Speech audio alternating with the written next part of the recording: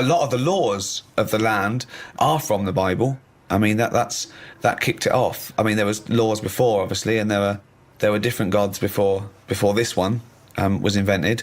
But let's have a look at the Ten Commandments. Oh, yeah, sure. I'm just going to go through, just going to go down these, see which ones I commit. Thou shalt have no other God. I don't have any God, so I haven't broken that one. 2, craven images. No, I don't have any craven. No, I don't accept there's a God. 3, thou shalt not take the name of the Lord. Again, I don't take his name in vain because I don't believe he exists, so I'm fine there. Remember the Sabbath. I always remember Sunday.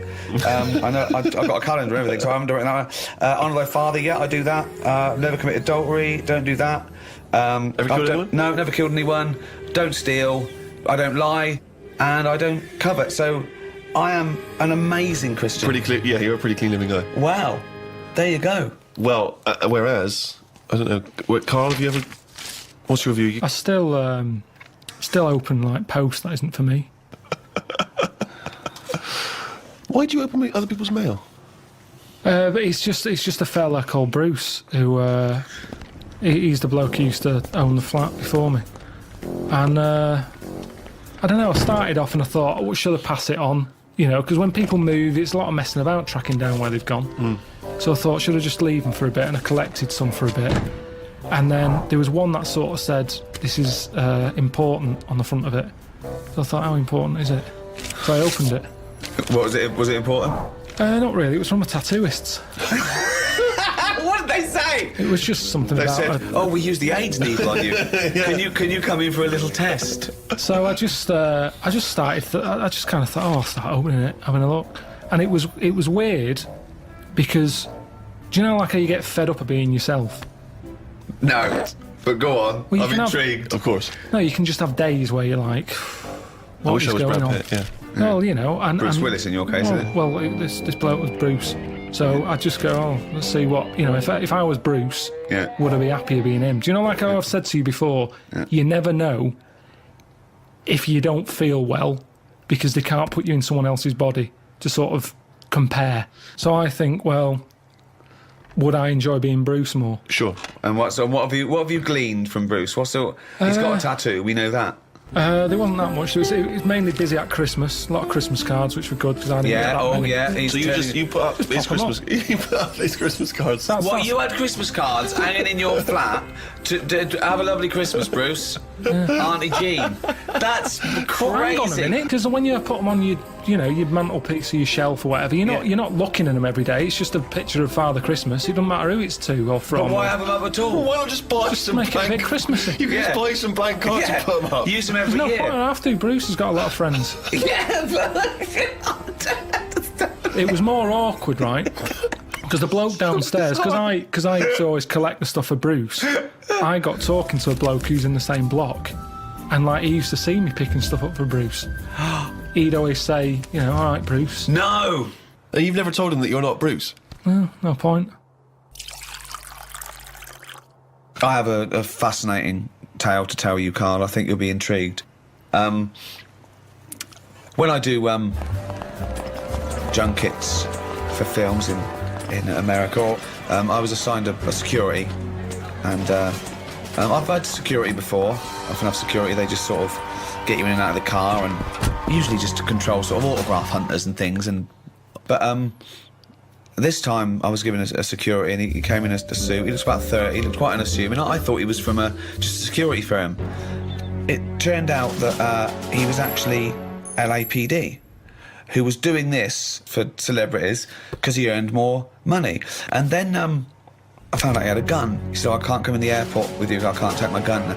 So he's armed. So I've got a security who's an LAPD who's armed, and I'm fascinated. Now I'm fascinated. This man is walking around with me with a little earpiece, talking to everyone. He seems to know everyone, and he's got a gun. Then one night he said, he dropped me off at the hotel, and he said, I've actually been called, I've got to go on a mission, they need my help. I said, really, what is it? He said, it's a hostage situation. He said, and I'm also SWAT. And I was thinking, oh God, he's just a silent hero. So the next day he comes, I said, how was it? He said, I was fine. He said, I just turned up. He said, I had to do it in my suit. He said, because I'm the negotiator. What? So I went, oh my God. And I just asked him questions for 2 hours. What do you think of that, Karl, as a job? It's amazing, isn't it?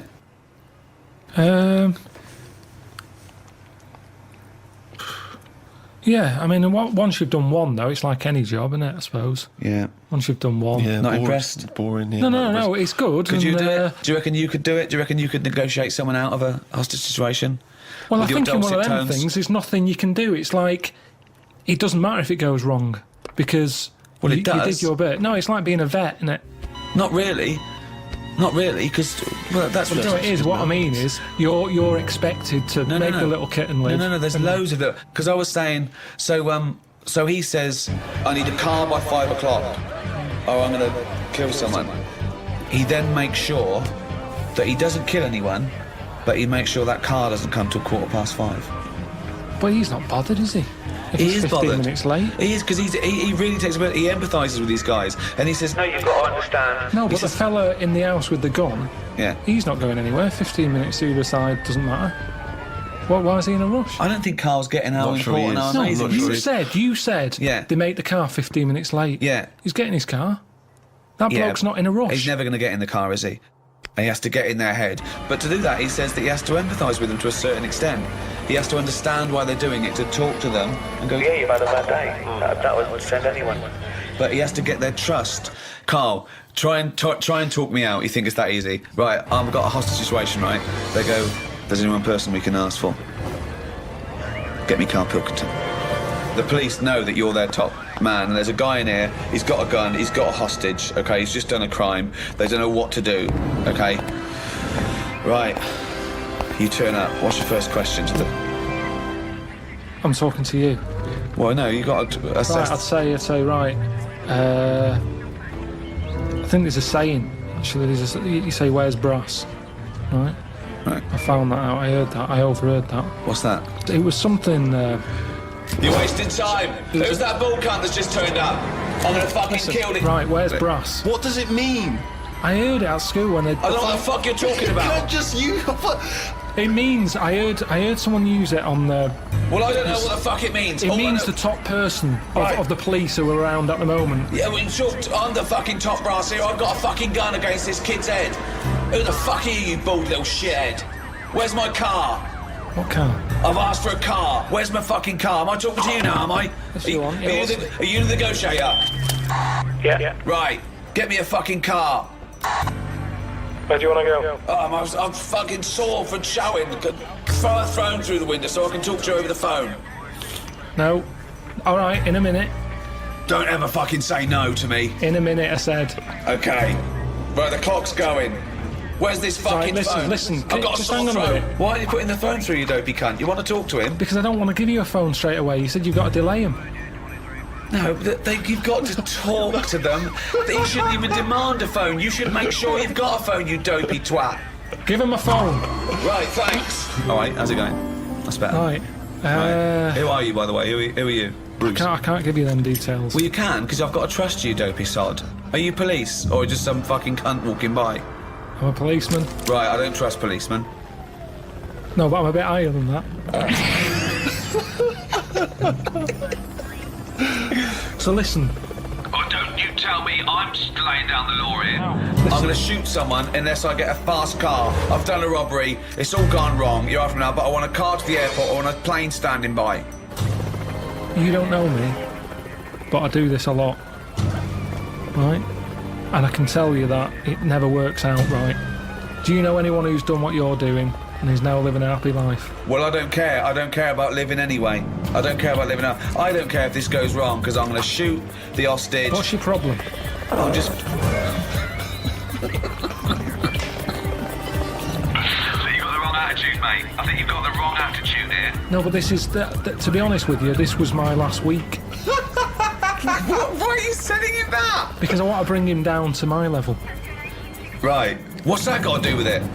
Well, you know, I've done this job for a long time. Right. Sometimes I felt like you. I've Right. been, you know, even though I'm on this side, you know, sometimes I feel like, oh, I've had enough of this. Right, well, I haven't enough. But I'll tell you, I don't care about living or dying here. So if I don't get a car to the airport, all bets are off. I'm killing everyone and then myself. So you'll be a big loser. Now you've got to get him to stand near a window. You've got to take him out because I've got a gun to someone's head. You can't burst in, right? You've got what? Come on, how do you get him to stand near a window? Oh, I bet you're hot in there. Keep going. I am hot. Yeah, that's why I've just drawn the curtains and keep away from the window because the sun's blazing in. It's not too bad away from the window. It's, the sun's gone round the back now. Just come and have a look. It's a lovely evening. Why do you want me to stand near a window? I think just because when you see how nice an evening it is. Worst load of dribble ever. When you see how... Keep going, I'm interested. When you see how lovely... No, it's that thing. I've heard that if you smile, you feel better. So have a little smile. Think of a happy moment in your life. I'll tell you what a happy moment in my life would be. Putting a bullet through your little round head, you cunt. Keep thinking about that image. Right. And you can see that round head. Just come to the window, I'll show you the round head. That would probably work, actually. What? No, I'm not going to come near the window. You come near the window. You come near my window. Have you come? Are you coming near the window? No, not yet. Where? Delaying it again. Right, I'm coming near the window. Well, I'm going to shoot you if you come near the window, you dopey prat. Why? I thought we were getting somewhere here. No, I'm going to shoot you. I've conned you. I've negotiated you to come near the window, and I'm going to shoot you in the head, you prat. Well, I'll just leave then.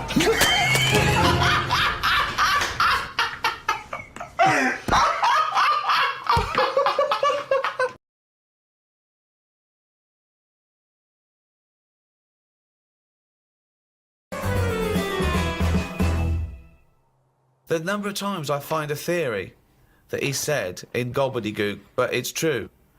I think that I think he's been dealt a bad hand in the brain department. Do you know what I mean? Yeah. Thoughts, Carl? Well, your brain's in two bits, isn't it? Yeah. And I wonder if one half is really good, the other half's messing it up. Yeah. That's That how I could be feel the case. That sometimes. could be the case. Yeah. Well, it is split into two. Yeah, and they are responsible for different things. Yeah. It's like these sort of families where there's a kind of really bright kid and then a sort of wayward child who just gets into drugs and stuff. Sort of like that up there Yeah. in your head.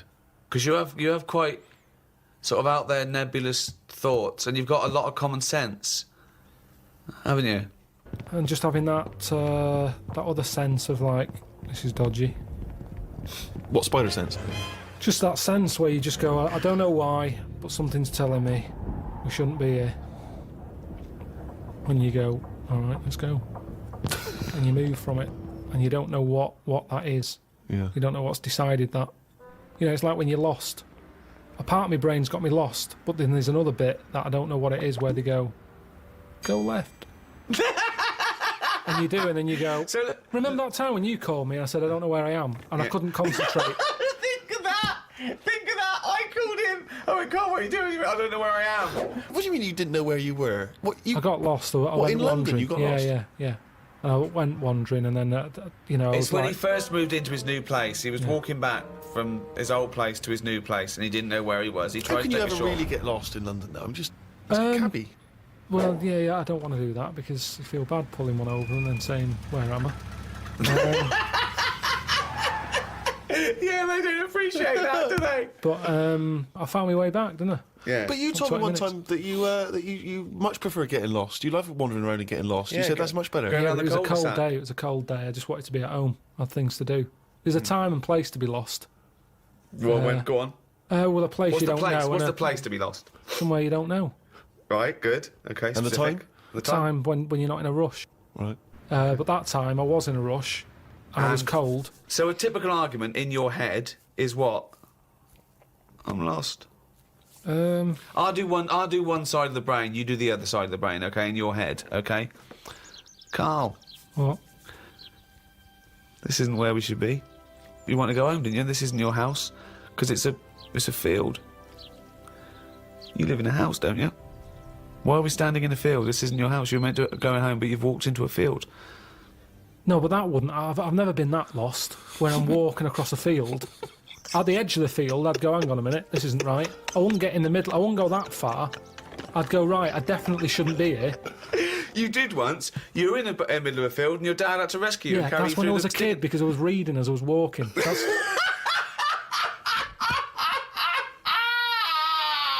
And he never read again. but there's another sense. I was in the middle of nettles there. Yeah. I'd walked. It was at my brother's wedding in Cornwall, and I was walking near a cliff edge. Reading a book. And okay, so Carl, I know you're enjoying this book. Can I have a word with you? Just look past the book a minute. There's a big drop. Yeah. Well, that's what happened, and then Right. that's when my other senses went, hang on a minute, I'm being stung. Load of nettles and stuff. And I just had to wait there for ages until my dad sort of thought, where's Carl? I was there for about an hour and a half. He's read a book.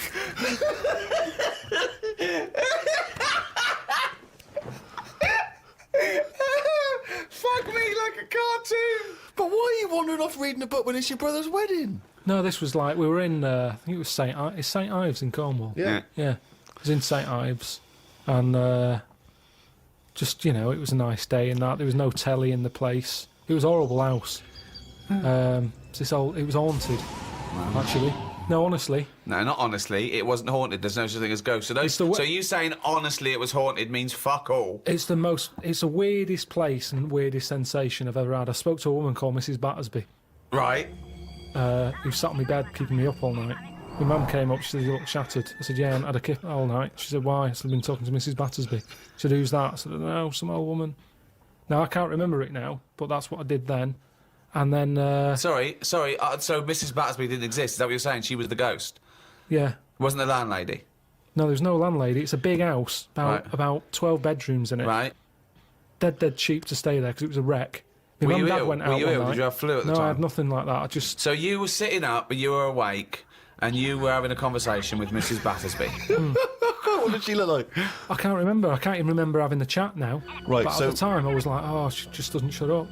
Chatting all night. So you don't remember this happening? Or you do remember it happening? No, I remember that, like, if I see my mum now and I mention St. Ives, she'll go, oh, yeah, Mrs. Battersby. She remembers coming in because she was older than me, wasn't she? So to Who? her, my mum. Was she? How old was Mrs. Battersby? She was older than both of She you. was old because I'm calling her Mrs. Battersby. If she was my age, I'd probably say, oh, it's Susan or whatever. Right, sure, You Miss call older Miss people Battersby. by the surname, don't you? Yeah. Anyway, so she kept me How up old all were you? night. You know, I'm thinking of pictures at the wedding. Why do you have to go through other things to just have a memory? How old do you reckon you were? I don't understand why you haven't got direct access to your memories. How old do you reckon you were? Your mum was older, though, yeah? You must have a vague idea of when this I'm event thinking was. about it now. I'm thinking. I'm Okay. picturing the picture of myself at this wedding. Okay. And how old are you? What are you doing? How tall were I'd say you? I look about. How were you? I say I look about 7 or 8. Looking at the picture. Right, okay. Yeah. Right, okay. So Mrs. Battersby is chatting away to you. You don't remember what she said, but you do remember having the conversation. No, he doesn't remember it I at don't all. remember the chat now Well, then So- why are you telling us? It's You not must your remember it memory. because you're telling us about It's not it. your because it's a memory. memory. My mum's reminded me of it. Yeah, but all it says is, this is so far removed. This is hearsay that your mum said you spoke to a ghost once. You don't even remember the ghost. Mrs. Battersby. No, Yeah, you no, but remember you the don't name remember because her. your mum reminded you of In a it. court of law, if there was a ghost court, they go hearsay, thrown out of court. Right. You yeah. don't have a memory of Mrs. No, Battersby. look, I know that when I was a kid, Yeah. I ate a beetle. I ate a beetle because I thought it was licorice. Now, I can't remember that now. You can't remember that, but you know it happened because your mother told you it happened. Exactly. Right. But the fundamental thing is that we can believe we can believe you ate a beetle, right? Because that is something that could happen in real life. But- what we're questioning is that you spoke to a ghost. What sort of beetle was it? Just one of them standard beetles, just a black shiny one. Thing is, right, a couple of years ago, we were in the Ivy, and the food came, and there's a big blob of wasabi, right? It was like called an Oriental hors d'oeuvre, right? And I looked over at Carl, and he started going, drinking water. I said, what have you done? He said, I heard that. I said, that was a blob of wasabi. He said, I thought it was one mushy pea. That's a classy restaurant. They're serving one mushy pea. Well, they do that, don't they? Wow. Small portions. It's all trendy, isn't it? I love the fact that it's exactly the same thing. They've swapped beetle for wasabi and licorice for pea. You see things, you see something, you It's a think... good job you remembered that anecdote, though, because he doesn't. Exactly, yeah. In years to come, we'll be going... Ate some wasabi once. Did you? Yeah. Well, according to Ricky, I did. Yeah, I was in the ivy. I thought it were mushy pea. So hang on, I just want to go back to Mrs. Battersby because What you other- confidently said it was haunted. It was the most haunted place. Yeah. But you've got no real evidence for it because even you claim you had this encounter, you don't even remember it. But you don't remember everything in life, But you do you? supposedly had a conversation with a ghost. I know, but I didn't know. When I was younger, I But you didn't think remember that the was a specifics ghost. of an ant walking around? Yeah, so you thought, so I see. If you'd have had the memory, it would just be a nice old lady on the end of your bed all night. Right. And then... Then when I mentioned it, my mum was saying, "What do you mean, Mrs. Battersby? Who's Mrs. Battersby?" Right? When you're a kid, you're not terrified, are you? No. Nothing scares I mean, you. I'm beginning to think who the fuck is Mrs. Battersby, I must admit. But So, yeah, that was... but it was a weird place. I mean, there was no telly. All they had for sort of company was a calculator. Carl, you are the strangest little man That's that's ever extraordinary. lived. Company, had a company. No. There goes Carl with his friend. What's his friend? Oh, it's a little... It's a Sanyo 4197G. I love that. That's amazing. Oh, calculator, do that boobs thing again. My mum and dad used to go out. I stayed in Just there. shots of him with his calculator on the beach. My only friend was a calculator. Oh, God. Just imagine shots of him in Vietnam just carrying Tommy. When the batteries died, they had to have a funeral for him. His batteries roll over the floor. Oh, fucking hell. My only company was a calculator. Before I used to knock around with a brick. Oh, fuck me. We have to face facts here. Go on. The world is old. Hold on. Right, okay. The world's old. The world is That old. is a fact. Yep. That is a fact. It's the same as if you've got a gran who's 70.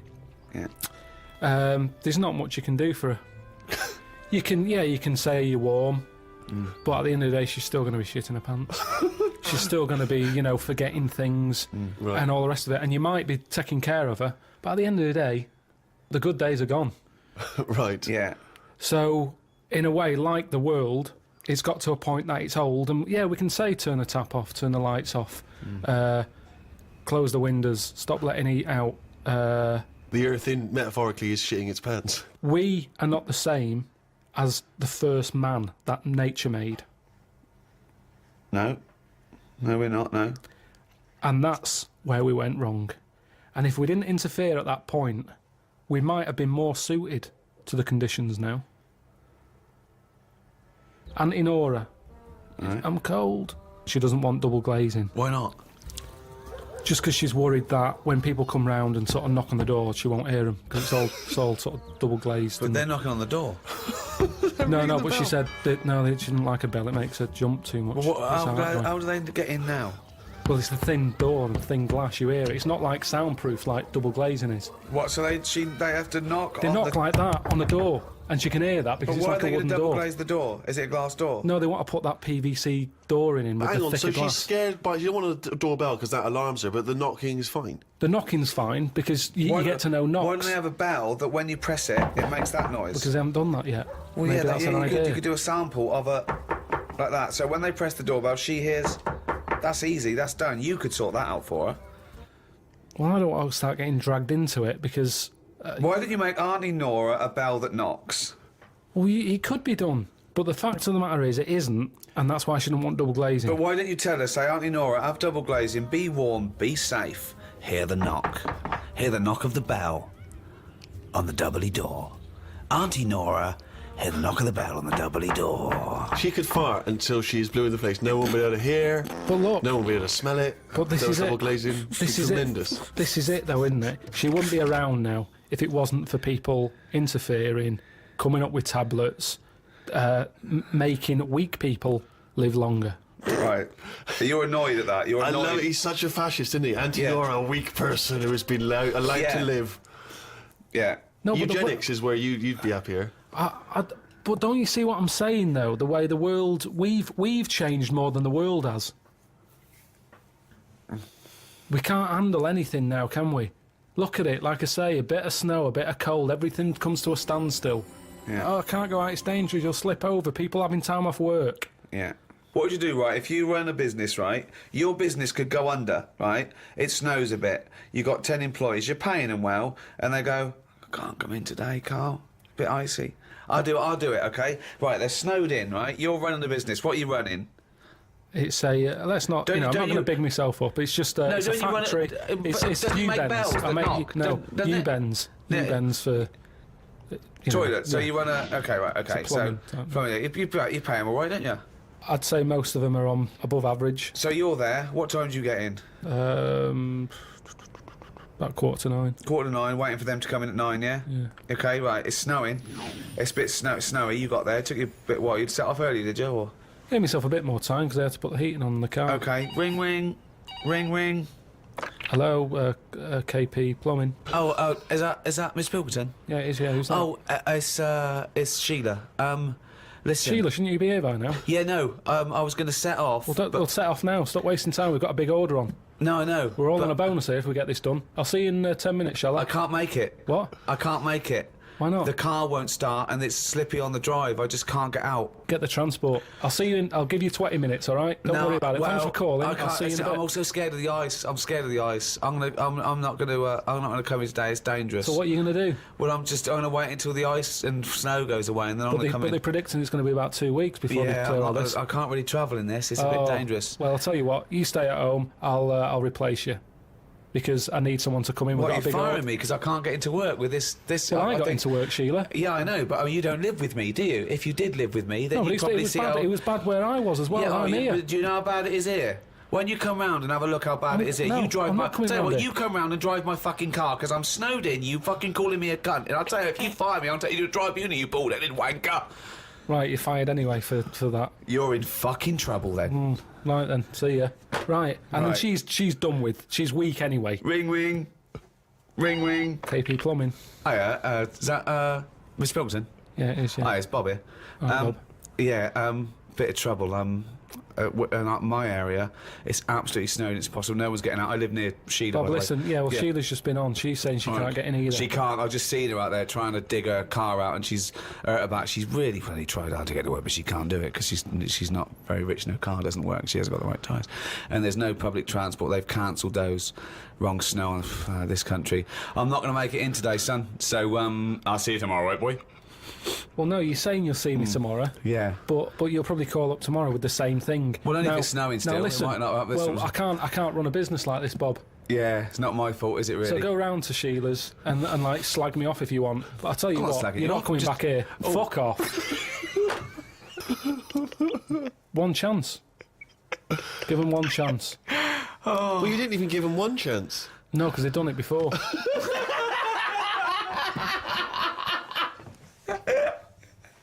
Oh, fucking hell. Just annoys me.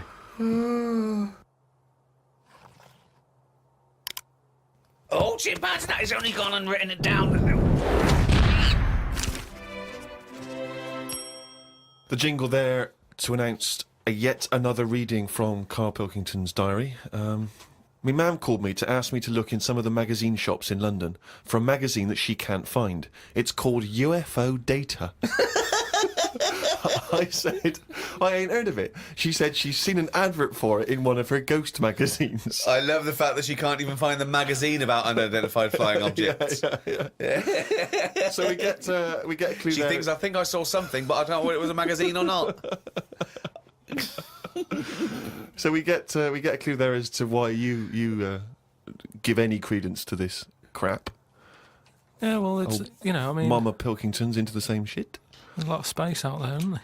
She said that this magazine has got news story about how Aldrin, brackets astronaut, has got some evidence that aliens exist. Yeah. I told her that I found out today that the days are about 36 minutes longer on Mars. We chatted about how this is how they are more advanced than us. Do you mean the Martians? Yeah, if they've got a longer day, that's more time that they're awake working on stuff. Right, yeah, we know that makes no difference at all. No, it does. Think about it. Think about it. Look, think about it. 6 o'clock here. Yeah. People are going, see you tomorrow. I'm going home. They'll be going, another half hour. They've got a longer day. productive. And that's why they're able to fly. That's why they're whizzing around. It adds up, doesn't it, over the years? Christ almighty, what drivel! Suzanne got in from work at 11:30. I told her about the UFOs in Mars. She said she's too tired to chat. I said, does it mean aliens will be more tired than us, or do they get more sleep? I got no answer. I love it when Suzanne goes in. She never indulges No, in it scares her. Anything with ghosts and UFOs, she sort of... It doesn't scare her, it bores her. No, it freaks her out. Scares her. Okay. Read about a pub that is getting some stick because they've stopped a horse going in. It's been the horse's regular for ages, but there's been some new owners who've taken over the pub, and they said they're serving fresh food and don't want a horse in there anymore.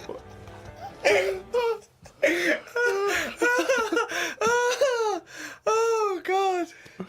I met Suzanne after she finished work, and we went for a brew in another cafe. Gosh, Jesus. It's always having a brew in a calf. It's like a sitcom. It is. Suzanne said I looked tired and fed up. She taught me some way to breathe that will relax me. I wasn't feeling that relaxed, though, because the person behind the counter was banging about making a coffee. Noise stresses me out. I wonder if less deaf people die of stress than people with working ears do. Oh, it's the theories. It's the theories. It is such a noisy world, though, isn't it? It is. London is noisy, very noisy. I think just everywhere, just noise in general. They were saying how, like, every noise has been used at least 5 times or something. What do you mean? Because there's only so many noises in the world. I don't know what you're talking about. I don't know what you're talking about. No, there's only so many What noises. do you mean every noise has been used 5 times? I don't know what that means. I don't know what it means. Because Every noise once has been used at least 5 times. there's only so many noises. It's like a piano, isn't there? There's only so many notes. Yeah. And there's only so many noises. Right. But because there's so much stuff, the same noises are being used again. I don't know what that means. By whom? Who's reusing the noise? By whatever. So a you'll have- woodpecker when it's woodpecking? Yeah. Some birds make noises that would sound like a Ford Escort, just because there's only so many noises that people can use. What is he talking about? Noises are a byproduct. Outside an instrument, noises are a byproduct. They don't, a machine, they don't go, what should we make this noise, make this machine? It makes the noise it makes when it's doing something. But why does it make that noise? Why not pick another noise? They don't pick the Who's noise. picking the noise? A printing press makes the noise because it's the sound of the thing going down. Yeah, you so know, the printing- a hammer makes that noise because that's what it does. No one's going, oh, can we make this make a different noise? No, it's a byproduct. I know. So there's only so many noises. I don't know what you mean. When Stevenson's Rocket came, and I went. I went. Can you make it go? No. It's what. That's the noise it made. I know, but then, say like a new frog comes out. Oh, what do you mean a new frog comes out? They find a new type of frog. Right. It makes a noise, and Yeah. they'll go, "Yeah, I knew it was going to sound like that." What are you talking Because about? there's only so many noises. No animal comes out and makes like a weird noise, and you go, "I've never heard that noise before." They go, "Oh, that sounds like a chicken," or "It sounds like a Ford Escort," or there's only so many What noises. frog sounds like a Ford Escort? Well, No, there but there'll be can't be some many animal. because you've used Ford Escort twice as an analogy here. So you're running out of noises. You've come up with chicken and Escort so far. I can't But explain the problem it. is, a Ford Escort sounds a bit like an Austin Allegro. So I don't know, yeah. And a chicken, you're ripping off the turkey, you cunt.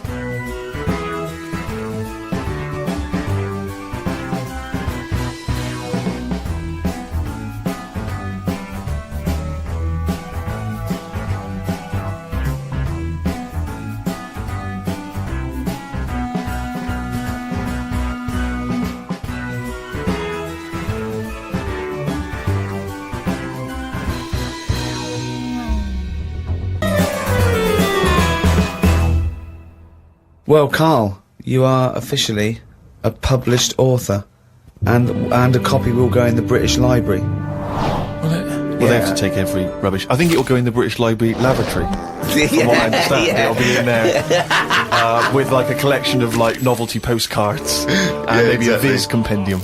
But, you know. Yeah, so they take everything. Just think of that. But why do they do this? Why do they think they've got to keep everything? Because we're living in a world now where everything is sort of binnable, and we use stuff Binnable. for what it is. Well, I think you could say that. Oh, It's that's binnable, fine. That's yeah. fine. There was a sort of poetry to it, but I think he stumbled across that. I don't think it was intentional. Yeah, I mean, I still haven't got over him saying foodage.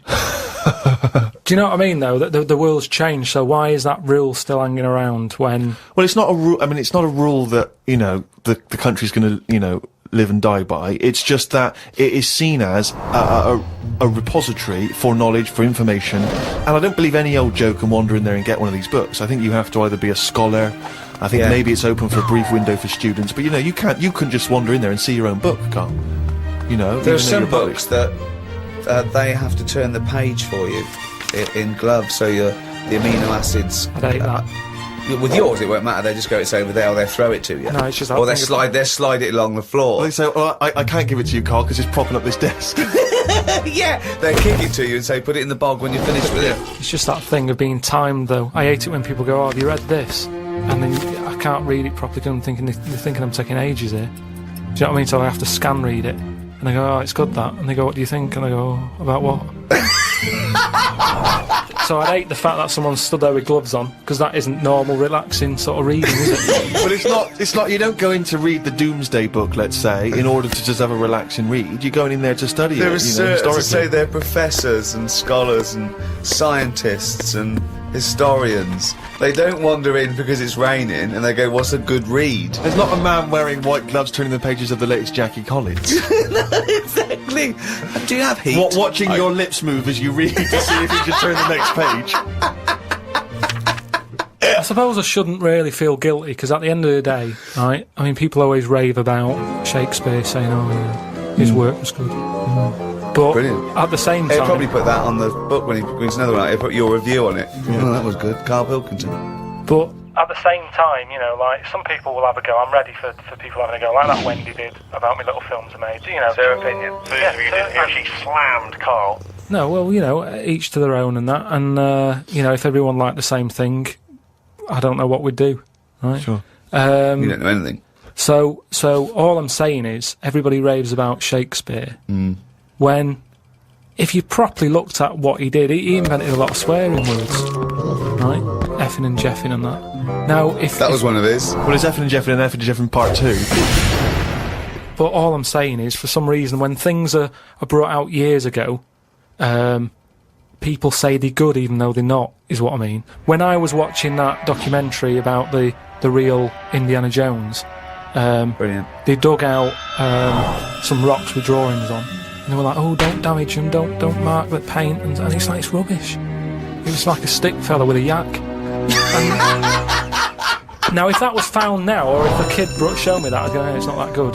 So what I mean is, because stuff's old stuff gets respect. But you're not judging it on its aesthetic merits, you're judging it on its historical importance. I don't think that's fair, though, because when that fella drew that, it wasn't old. He did it when he was knocking about. No, Yes, but you must see the difference between you doing a stick man on a wall with a bit of chalk near your local and a cave painting that they date to 10,000 years ago. Yeah, so in 10,000 years' time, when they find my story, will it gain more respect then than it is now? No, less. But why is it? Because people will more and more realise what a buffoon you are. The more research we do, the more you expose yourself as an empty, egg-headed moron. That's a friend speaking right there, Ricky Gervais. No, He loves you like a brother. I just think, you've mentioned him before, Steve, this Peeps fella. Yes. Has he done anything else apart from a diary? Because now I've done a book and a diary. That means you're better than Pepys, is what you're thinking, Well, isn't it? I'm not going to say that until I know, but what else did he do? Well, Pepys wasn't a writer predominantly. I believe he was, like a bureaucrat or something. But he kept a diary which has since become a historical landmark. And what did he say in it? Well, it's again more because it's both well written and it's also an amazing insight social into document a social as well. document. Yeah, Yeah. It's a social document. I mean, of that yours period. is a social document, but it sort of revolves around having egg and chips and a calf and seeing a ladybird, which, But that's today's living. That's Well, what I'm his saying. his describes the Great Fire of London, which is what it's best We haven't remembered had for. one of them. If we had one, I'd write it down. I'm only writing what's happening. He was just lucky. He was about in London when that happened. The thing is, if they read your diary, they'd think, well, nothing happened that year. Nothing important in the world happened that year. Because your diary doesn't just mention. I mean, okay, yes, it does. It fails to mention any disasters in London because we haven't had any. It doesn't mention any world events.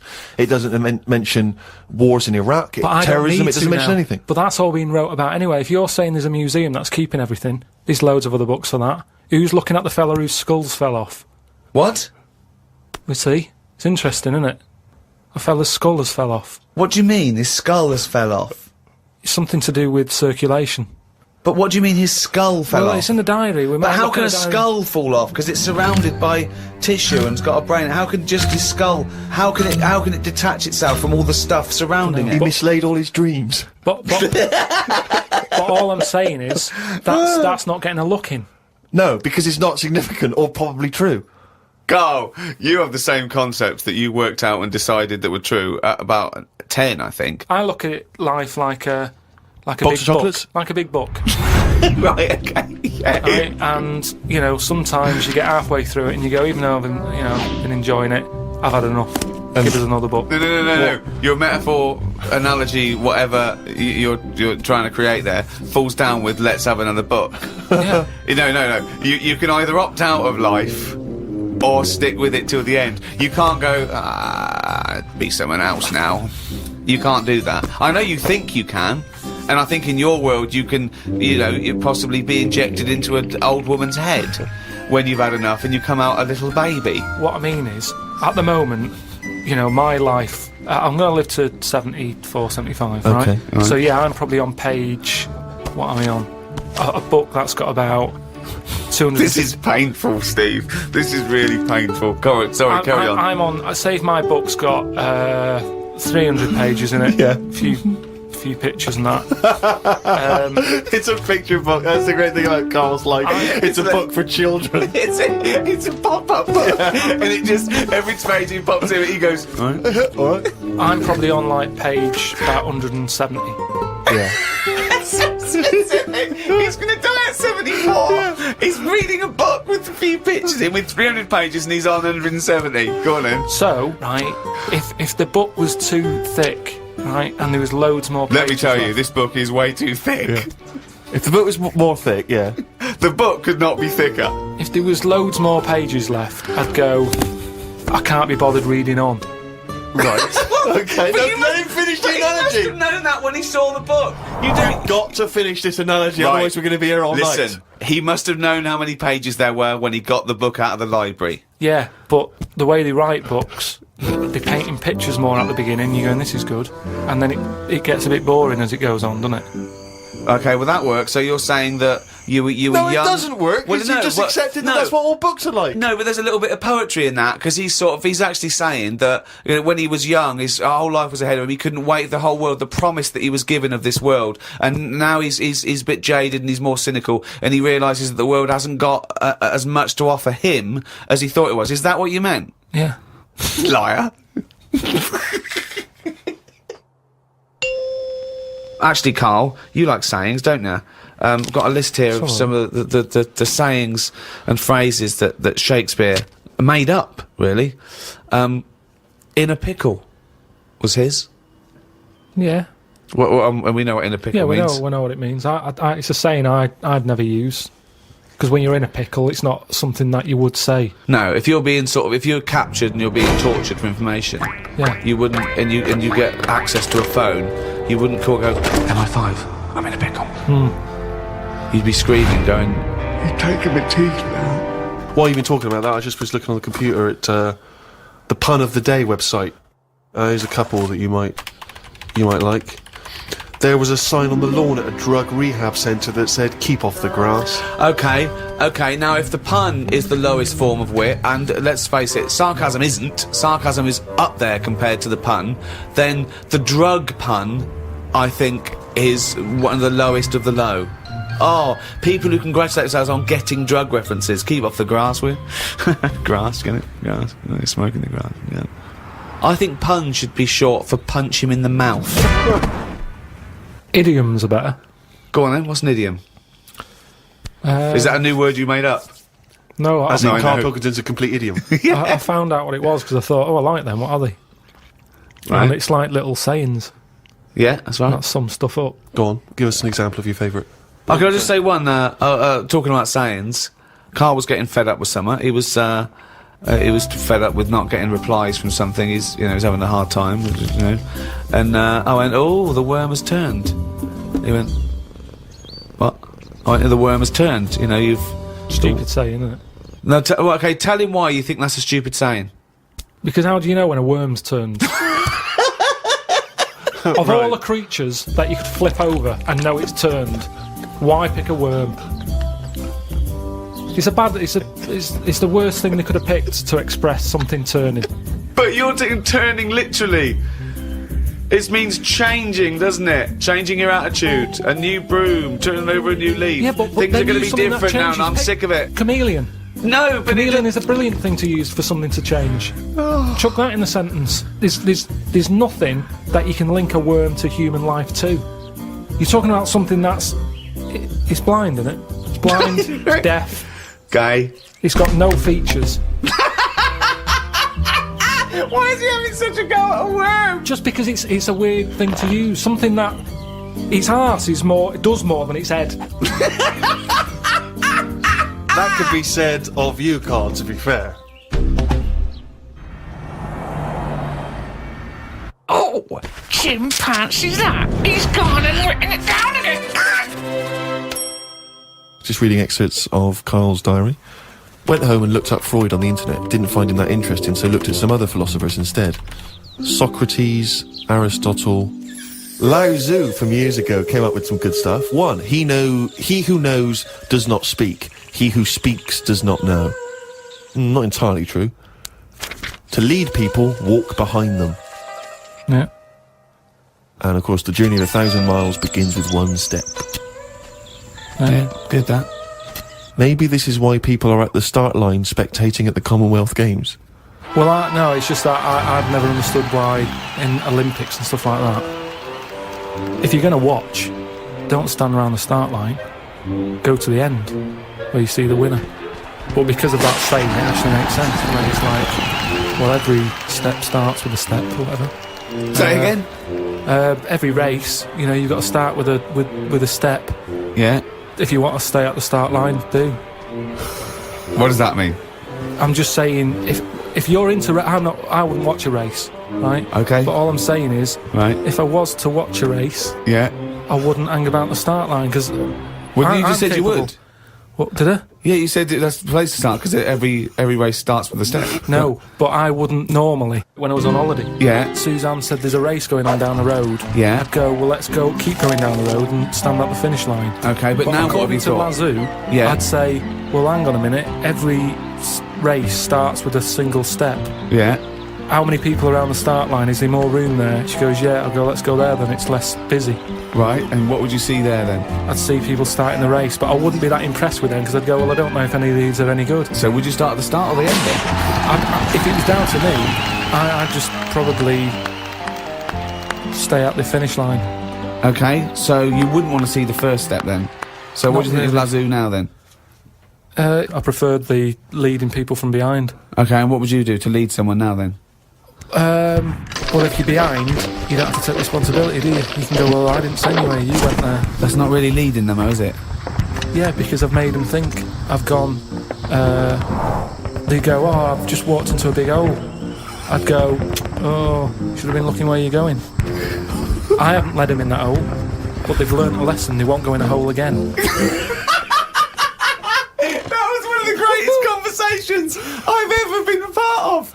I mean, that was incredible. Never mind Aristotle and Socrates. That was incredible, that. That was incredible, Karl. One of the key catchphrases, if you like, from the war, Karl, was, of course, keep the home fires burning.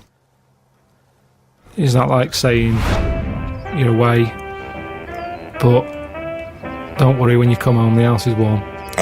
Pretty much. Sort of. Yeah. Never forget where you're from, we're remembering We're you. here, waiting for you.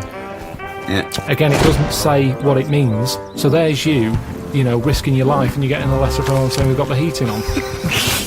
Again, working hard, paying the bills, they've got the heating blaring. Put your coat on. Start panicking, we're keeping the home fires burning. What? I didn't know, what do you mean, what fire? When have we had that in? I thought we had central heating. Who's she got in? Who's this bloke who's moved in, changed the heating system? It's all extra hassle. Do you know, this is why it's best not hearing from people. Go on. I was Brilliant. in the jungle, wasn't I? Yeah. Right? For this programme. Suzanne. It should explain that Karl wasn't on manoeuvres. We sent Karl around the world for a programme. Well, hang on, though. I want to hear about the fact he was in the jungle and he didn't want to hear anything from home because... No, on a lot of the trips, I had a phone now and again, so I could call Suzanne. When I was in the jungle, I was out of contact for like 5 days. Nothing. Didn't know what was going on where. Right? I get out of the jungle. I call Suzanne up. Everything all right? Yeah. What bills have we got? And then I said, how was it? And she said it was reassuring. You know, it was all right, and it's reassuring that if you died, it'd be all right. What? That was from Suzanne. What do you mean? What Because was she sort of, it was like I was dead for 5 days. She said things weren't that bad. I still got stuff sorted out. It's reassuring. She said what? She said you called her up after 5 days of being in the jungle, eating grubs and having things try to climb up your knob. Yeah, surviving. Right. There's me, the first phone call I get, I put the phone on. I'm going to call Suzanne, let her know I'm all right. Sorry, you could get the phone calls in the jungle, but you didn't want to. What do you mean you turned the phone? I thought you meant you were... No, it was off because there's no signal. You got out of the jungle. You got I got out of the jungle, right? put the phone on, Yeah. thinking, right, I'll call Suzanne, let her know I'm all right. I've been to Ellen back here. Call her up, everything all right. You know, what's it been like? I said, that's the longest we've ever gone, isn't it? I don't think I've ever gone 24 hours without talking to her for 17 years. Yeah. Suddenly, there's a week when I'm not talking to her. Yeah. She goes, yeah, it started off weird, but it's reassuring that if you were dead, I can handle it. Because she said, I sorted everything out still. I could handle it if you weren't here. What offended you most? The fact that you did that you want her to be dependent on you, or the fact that you realise you make no difference at all in her life? Well, it's a bit annoying, isn't it? They forget, don't they? The bills weren't as piling up as much as they normally do. That's the only thing they ever get through the door. You know, when there's a postal strike, carry on. I'm not interested. You're only bringing bills to the door anyway. Carry on striking. There wasn't that much post. There wasn't that many bills to sort out. There wasn't problems with the boiler. She's forgetting all this.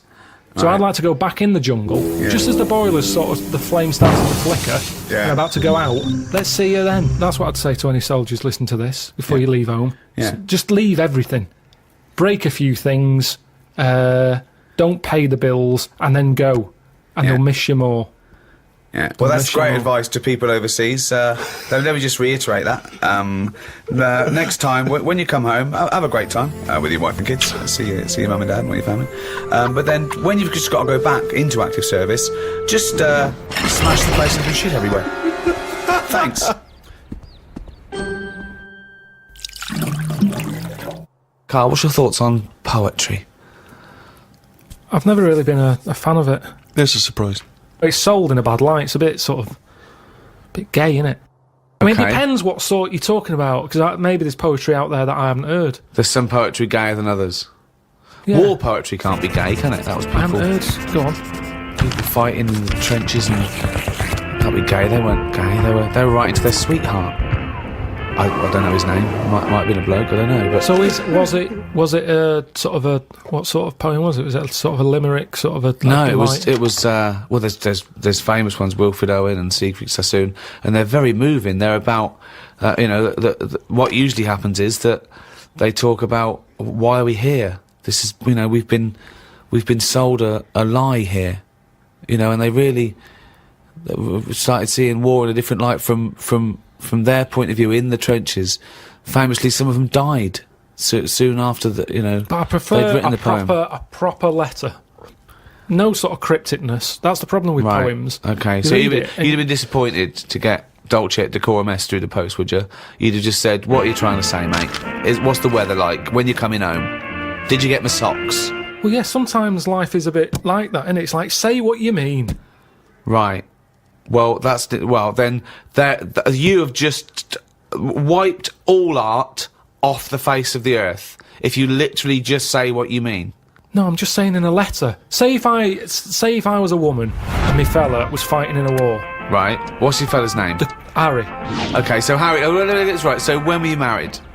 About 1935. 1935. So you've been married about 4 years. Yeah. Harry, why don't you go off? Oh, you're a woman, aren't you? You don't. Okay. So what did you see in Harry? Why did you like Harry? Was he? He just was like funny. Butch.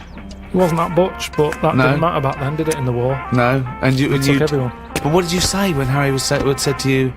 Well, I thought it was coming because a lot of our friends ended up having. Did you to just go hug him and say "Don't go" or something? No point, because that would have just made it tough for him. So, what's the point? Just go with it. But if he I had cried written... after he went. You cried after he went? That's what you do, innit? You wouldn't do it in front of him. He's got to go to battle. Okay, so your man goes off to battle. Right. Then I get a letter from the Colonel saying, "Oh, bit of bad news. Harry's dead." Now I get a letter in the post. He said what he meant, didn't he? In the Well, yeah, and they would do, wouldn't they? They wouldn't fanny around saying, "Oh, he was on the warpath and the cloud went dark." I go, "What? Just tell me what happened. I don't want a weather forecast." He got shot at the arse and the bullet came out his head. Right. Now, the Colonel, he would just tell me the basics. Now, because he sent his by Telegram. telegram, they sent a telegram. The letter I get from Harry has been stamped, so I get it late. Oh, okay. So I get a letter from Harry after he's died. Yeah. Right, and you know he's dead. I know he's dead, so I get this letter with his handwriting on. I'm devastated because I was just getting over his death. Yeah. It's all brought back to me when this letter drops through the post. Well, yeah, 3 days and you're pretty much over it. It's Harry's handwriting. Yeah. Oh, God, what's this? What's now he I written? open it. Yeah. And instead of saying, things are bad here, socks are damp, everything's grim, it's cold, I'm sick of it, there's a poem. It wouldn't feel like it was from Harry. Well, It's not in his words. Poems are never in the person's words. But didn't you know Harry was a poet when you married him and made love to him I that only night? picked it up because other people were doing it. Something to do in the trenches. But when he carried you over the threshold, Carl, and he laid you down and gently kissed you, didn't he say any? Didn't he ever? He must have whispered some sweet nothings into No, it your wasn't hysterical like red that. head. It wasn't like that. Straight to the point. It was like, get your knickers off.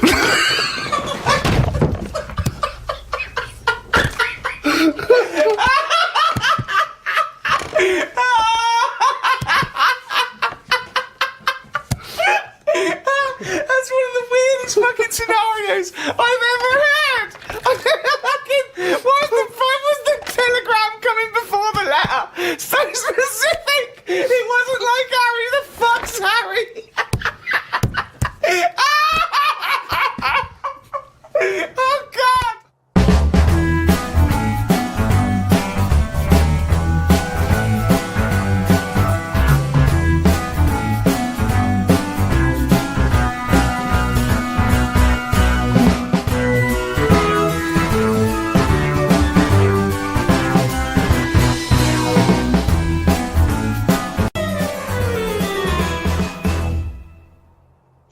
I think it's probably best, Rick, if we return to the very beginning of time, the dawn of man, because, of course, even in primitive, prehistoric ages, medicine was practiced in some ways, from the research people have done, cave paintings and the like. Carl, I wonder if you would just give us your initial thoughts on, the medicine of the ancient world. You've not. You sound like you haven't studied it, or you're being. You're being modest. You're being modest. Never really thought about it. I know that Tutankhamun, he died of having a knee injury, so they didn't have that much medicine knocking about back then. Right, where do you get this information from? It sounds vague. He came off a chariot. They're dangerous things. He came off a chariot. Honestly, you're going to make yourself look daft here because that's what happened. Imagine that in a room with Karl Pilkington. We make ourselves look daft. That would be incredible. Shall we move on to the ancient world in terms of Egyptians, the Greeks, the Romans, of course, because they made huge advances, particularly the Romans, who understood, of course, the importance of sanitation. You know, famously, their streets were clean. Yeah. don't you think that if we hadn't have cleaned up as much, that, I don't know, we'd be stronger? What? Well, I know what you mean. Yeah, they say say now, don't they? They say let feed your the baby, kids eat eat dirt. mud and Yeah, all of that. course. Well, that's exactly what immunisation is, giving you a bit.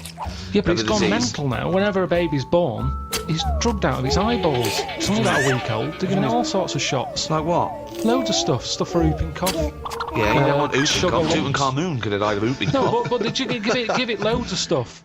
And now it's like, I don't know, it's making us weak. There's this big thing, like the superbug, where people took half the course of antibiotics. It was almost like an immunisation to the bacteria and virus against the antibiotics. That's what I mean. So yeah, we need some germs, as you'd call them, but there are some that we have eradicated. I mean, I think it was in our lifetime that they eradicated smallpox from the world. There are rumours, of course, that both Russia and America still have the smallpox virus under lock and key, which they could theoretically breed and use in a chemical warfare situation. Well, there was a bit of a scandal a few years ago, I think 10 years ago, where in a university laboratory, someone came across a marked yoghurt pot in deep freeze that had smallpox in it. When you say it was marked, was it like someone's put their name on it because they don't want someone to eat their smallpox yogurt? I think they looked into it, and it was the deep frozen smallpox virus. What I mean is, it's under lock and key or frozen at minus So that's 200 not good degrees enough, is centigrade. it? Why? Under lock and key and all that. It's not good enough. Get rid of it. Why are they keeping a little tub of smallpox knocking about? Well, are they not meant to be? Well, No, that's but a what was he doing lesson. there in the first place? To me, that's like in James Bond, where they don't kill him when they have the chance. He's always that little thing of, let's play with danger, let's keep a bit. Yeah. Well, it's Pop it probably next to AIDS in the Kiora bottle. I don't understand why you'd store that. Well, there's probably a presumption, it's probably an overhang from the Cold War, where people were thinking, well, listen, what if Russia's still got some smallpox? We better hang on to some smallpox. It's just Yeah. clutter though as well, isn't it? You see, we're obsessed with keeping stuff. And it's the same with germs. We can't even say, get rid of that, we won't be needing it. Smallpox, we'll keep it just in case, get rid of it. We've got this obsession thing again, it's saving everything. You say that, but of course, famously Alexander Fleming discovered what may be the most important breakthrough of the 20th century, which was the first antibiotic, I think, in 1928. And he discovered that because he left a bit of old bread out for a while and it went all mouldy in his kitchen. And he thought, oh, what's that? Oh, let's have a look. Like I've said to you before, it's down to him being scruffy more than anything.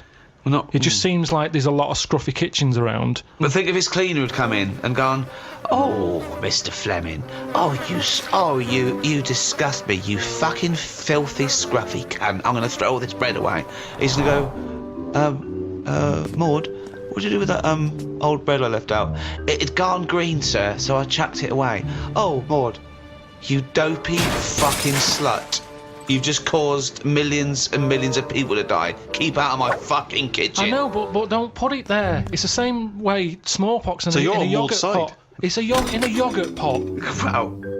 You're asking for trouble. But what if Maud had come in and thrown that away? Again? He couldn't shout at her. She's doing a job. I'd be annoyed if it was still there.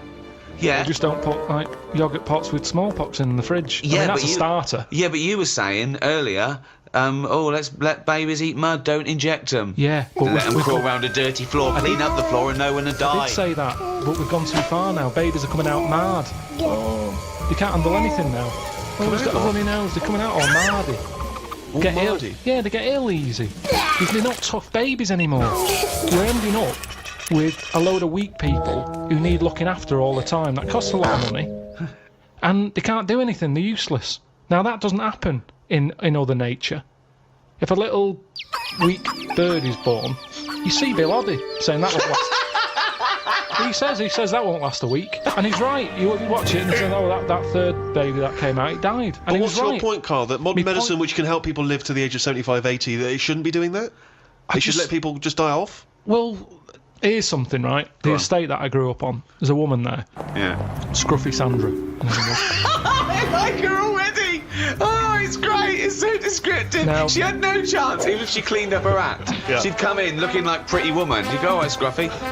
No, What's so, the point? What is the point? so Fucking the hell. thing is, she used to always get on these buses called dialer rides that were sort of like posh taxis. You could call for one, it'd come round to your house, Yeah. and it would pick you up and you'd pay like 50p. But They you would were pick up alone. a bunch of other people as well. Yeah, on the way. So it would take ages Oh, to what get a to where you nightmare go. that is. No, it's good though. It's kind of a bit of a day out. Old people used to love it because you'd Right. get to see things. Right. And you'd hear a call coming in on the radio that Scruffy Sandra's being picked up, Oh, God. and she'd always have loads of bin bags with her for some reason. Now the thing is, Well, she sounds clean. she stunk. Well, she's taken out the Was bin she bag, homeless? No, she wasn't homeless. No, she used to just she just didn't bath and that. She just stunk. But the weird thing is, though. Why do they call her Stinky Sandra? she never was ill. Right. People didn't sit next to her Yeah. because she stunk. Yeah. Now, because of that, anyone who might have had a bit of flu or a cold never sat next to Scruffy Sandra Right. because she stunk. But that was good. That was like a protection thing for her because she knew that because she stunk, no one wants to sit next to her. She wouldn't pick up the germ. Right. Now, but this is quite. Your point is, in order to fend off illness, you have to not bathe, and so you stink. So you're saying that it wasn't that she'd built up an immunity, it was that she stank so much that flu wouldn't come near her. This be is a lot such of a you. specific example. It's not applicable in any other scenario. There's always colds, there's always flu. It's whether your immunity is good or bad. That's interesting, isn't it, that more sort of colds are spread through shaking hands than people, just taking in the air. That's why some sort of germaphobes don't even shake hands anymore. Yeah, well, that's going too far because they're going to die or something. You can't be that paranoid. You've got to get on with your life. Loneliness. And it's good to feel ill because when you feel better, you appreciate how good Doesn't you feel. make any sense at all. It's good to feel ill. Doesn't make any sense at all. No, it does afterwards. The other weekend when I was ill, I don't know what was up with me, but I got something. Symptoms? Went to the toilet a lot, felt sick at the same time, got a sweat on, felt weak, had the shakes. Just a bug, yeah. Lasted probably about 24 hours. After that 24 hours, you go, oh, I feel good again. It's nice to feel good again. And it makes you appreciate how good you feel. Now, sometimes I don't know if I feel well. It doesn't make any sense at all either. What do you mean? Sometimes you don't know whether you feel well. Because I've been in my body for years. Here he goes again. Go on, yeah. Here he goes again. Now, the two minds. If there was some sort of kit that the doctor said, how are you feeling, Mr. Pilkington? And I go, oh, I think I feel all right. And they go, well, do you? Yeah, I don't know. And they go, well, step into the machine, right? Get into the machine, and if he could somehow transfer my feeling into his body so I could feel how he feels, and then he can feel how I feel, and he'll go, oh, you're not well at all. Your heartbeat's irregular for a start.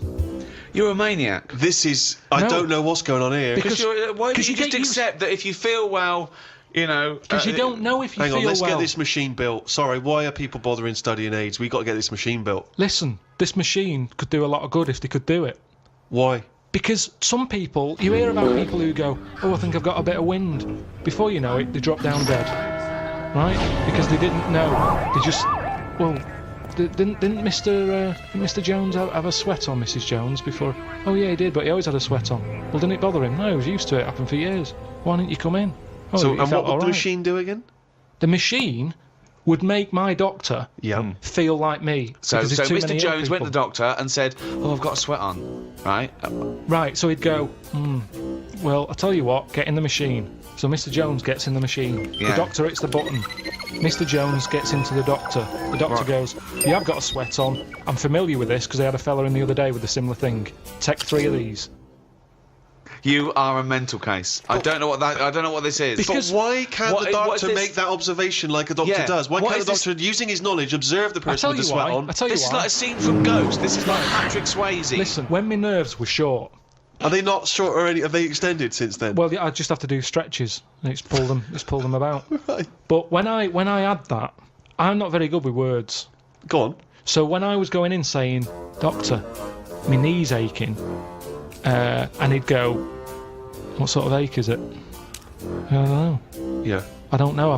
It's just an ache. Toothache. It's like a toothache in my leg. No, but it's different. It's a different ache. Now the thing Arseache. is, It's like an arseache. it's hard to explain an ache. So he'd have to feel the ache, and then he could make an assumption from it. Thank you. So he would presumably go through training, going in the machine, and they'd bring in various sick people, and he would experience and feel every single ailment. Great. Yeah, but over. Doctor, I'm going to let you know now what a swift kick in the bollocks feels like, just in case you ever have to diagnose that. Oh, you God!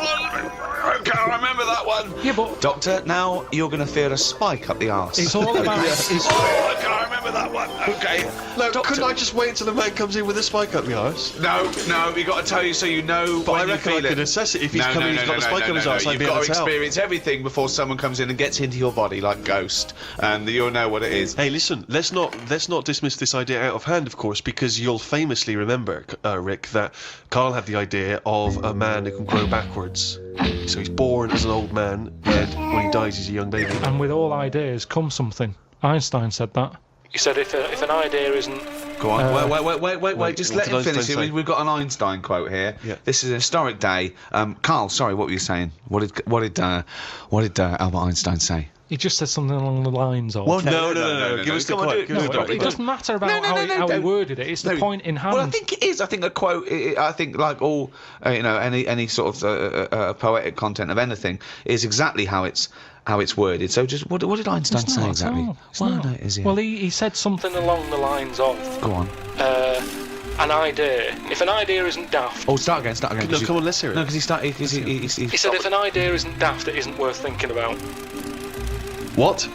Say it again. If an idea isn't daft, it isn't worth thinking about. I can't imagine him saying No, I daft. can't. No, well, it was something like that, though, meaning that every new idea seems a bit mental, Yeah, right? it's a good But point. then it leads to something.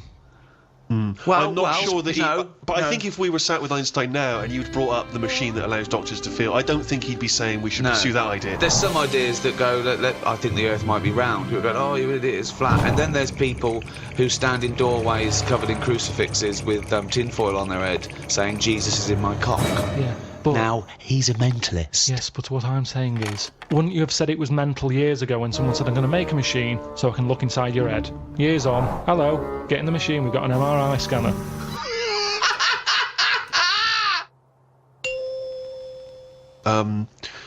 You may obviously be aware, Karl, that the first contraceptive diaphragms, centuries ago, were citrus rinds. Half an orange rind, for instance, would be used.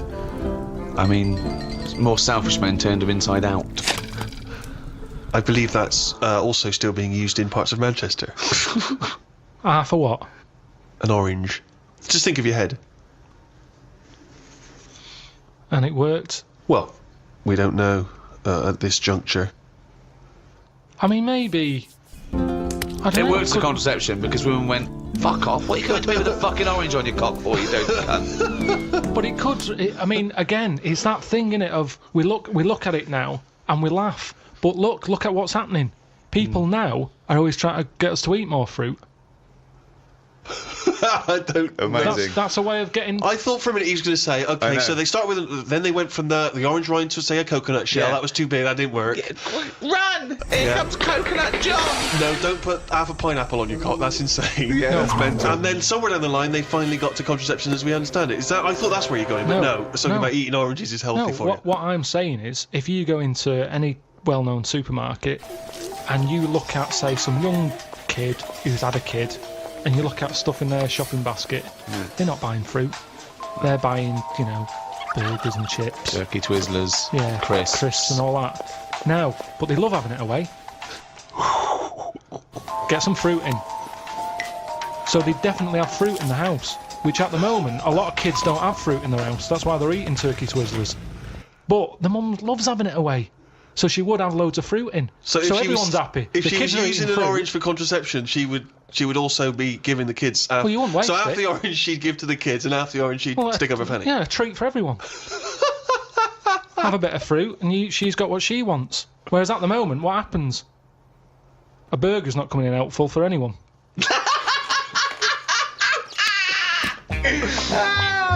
If you want me tonight, pop a sesame seed bone on your cock. Take out the fucking pickle. No one likes the fucking pickle up the fanny. Oh, he's a bloody romantic. He popped a plum roast sausage up me fanny yesterday. He loves me. Oh, fuck no. Modern man, in a sense, with all the technology we have, can play God. And this is something which is huge now. A lot of ethical discussions about things like stem cell research. Should we be interfering in what should be a godly terrain?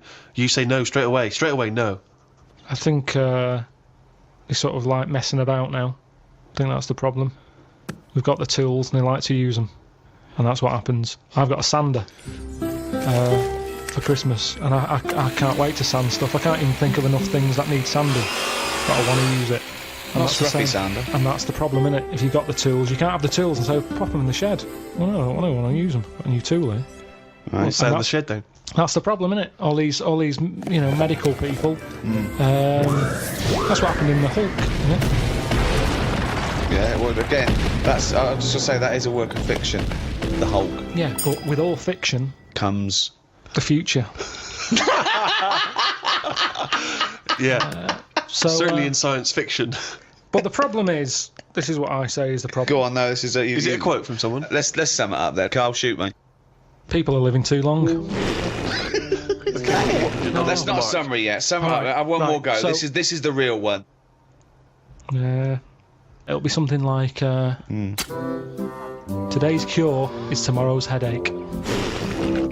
It's alright? That's alright. Because what I'm saying there is, Go on. we can come up with stuff. We can come up with a tablet to get rid of headache.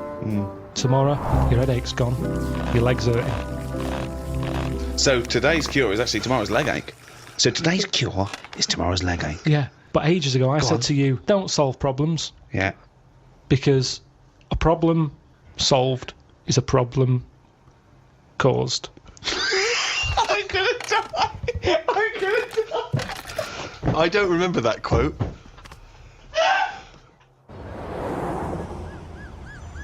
Medicine is the art or science of healing. And that doesn't always have to be a drug or a surgery. We mustn't just forget that some people don't need medicine, they just need help. For example, there are people that help disabled people have intercourse. There's someone that actually helps the man put in his penis to the woman's vagina. They leave the room. What? I've never even heard of this. It's true. Absolutely true. They're helpers. Yeah, no, I believe that is the case. Yeah. And that's just as needed as anything that might cure their own. It's not. That's pleasure. Yeah. So what are you saying? Because you can't walk or move, that you can't love someone and want to share that love? I'm just saying it's not a priority. Well, no, but they're going to live. They're healthy apart from their disability. I've met someone. They want to consummate this love, and someone helps them out and goes, well, that's part of my job. No, it's not part of the job. Well, it is part of this job because that's their job. I have never heard anyone say, I've had a right day today. Why? I've been playing with Arthur's tackle all day. They don't play with Arthur's tackle. They pop Arthur's tackle in Hilda's vagina. I don't think they do. They do. How can they enjoy that? I mean, maybe once, and they'd go, that didn't work, did it? I didn't enjoy that, Hilda. No. How can they enjoy it with a nurse stood there? They don't. They help her in. She helps Arthur in, or he might be a male nurse. Pops Arthur in. Goes, okay, Arthur. I'll see you in a few minutes. Right. Goes outside. But what's the point, though, in that? Why? Because it's all about the mood and everything. He's just stuck onto like a stag beetle clinging onto a leaf. There's no enjoyment in that. Oh, the well-known stag beetle copulating with a leaf syndrome. No, but I'm not saying... That's a well-known position in the Kama Sutra. I'm just saying... he knows it. I think it's a lovely act, and someone's willing to. Wouldn't you help someone Definitely in? not. No. Definitely not. No. There's a guy who goes, oh, this is my wife. We're both say, well, I can't. Can you just pop me in, Carl? You're the only. You're the only person around. No, I don't think it's important. But there enough. are people. What do you mean you don't think it's important enough? I'd be happy to go round, put the washing on for them, make the bed. Do you want a cup of tea? Yeah, I'd love one. There you go. Oh, just before you go, forget it. If they asked me to do that, I'd quit. And I don't think it happens because people wouldn't take that on for a job. You never hear about it. On Comic Relief, when they're raising money, they don't go, thanks to Midland Bank for this $100,000, that's going to go towards Arthur getting his end away. That's ridiculous. So you would rather them not have the pleasure of each other than just help them in? No, because they'd work out some way that they could do something for each other. I wanted to play the guitar, my fingers aren't long enough. I'd knocked it on the head. It's the same thing. If you can't do it, don't do it. So are you telling me, right, okay, supposing there's a little fella who's got no arms, no legs, right? Right. Little Bob, okay, there he is. All right, Carl, right? He's got a friend, another little fella with no arms and no legs. All right, Carl, right? They love each other. Two little fellas, two little dwarves with no arms and no legs, okay? Lovely little fellas. They get married, okay? Yeah, Carl, you can't put my penis up my boyfriend's bottom, can you? No, I can't, no. Why not? No, do you need anything else doing? No, I'm fine, yeah. No, it's weird how you can manage everything else. Well, no. I'm here to help you, everything else seems to be sorted. Well, just in the chair. Why do you need help in this department? Well, because he's over there and I'm here, and if you just pop me in and just leave No, I'm it not there. doing that, it's not good for you. You've lost your arms and legs, you'll be losing that soon if you carry on sticking it up there.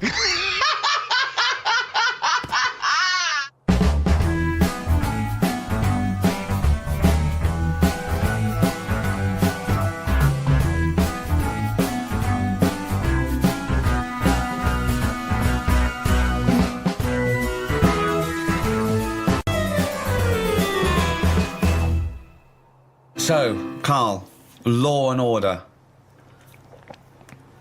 Not that interested in it, to be honest. What do you mean?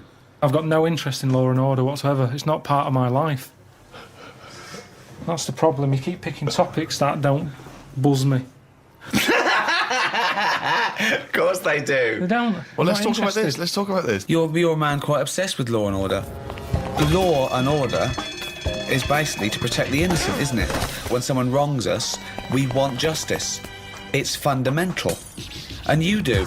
You were sitting in your old flat in London, phoning me every day that you wanted to go downstairs and smack their heads in for being late and shouting around and being drunk, and you could hear it. You wanted some justice. Yeah, but nothing would have happened if I'd called someone up and said there's people doing noise pollution. But you are concerned with Law and Order. No, but you there's wanted no your point. rights, and you Alright, ended up quiet. moving. Yeah, So but I shouldn't have to move because of some noisy people. no, you shouldn't. But I'm saying you were Because no one stressed, cares, though. and you wanted justice, but you thought you couldn't get justice, so you moved away. Yeah, so I dealt with it in my way.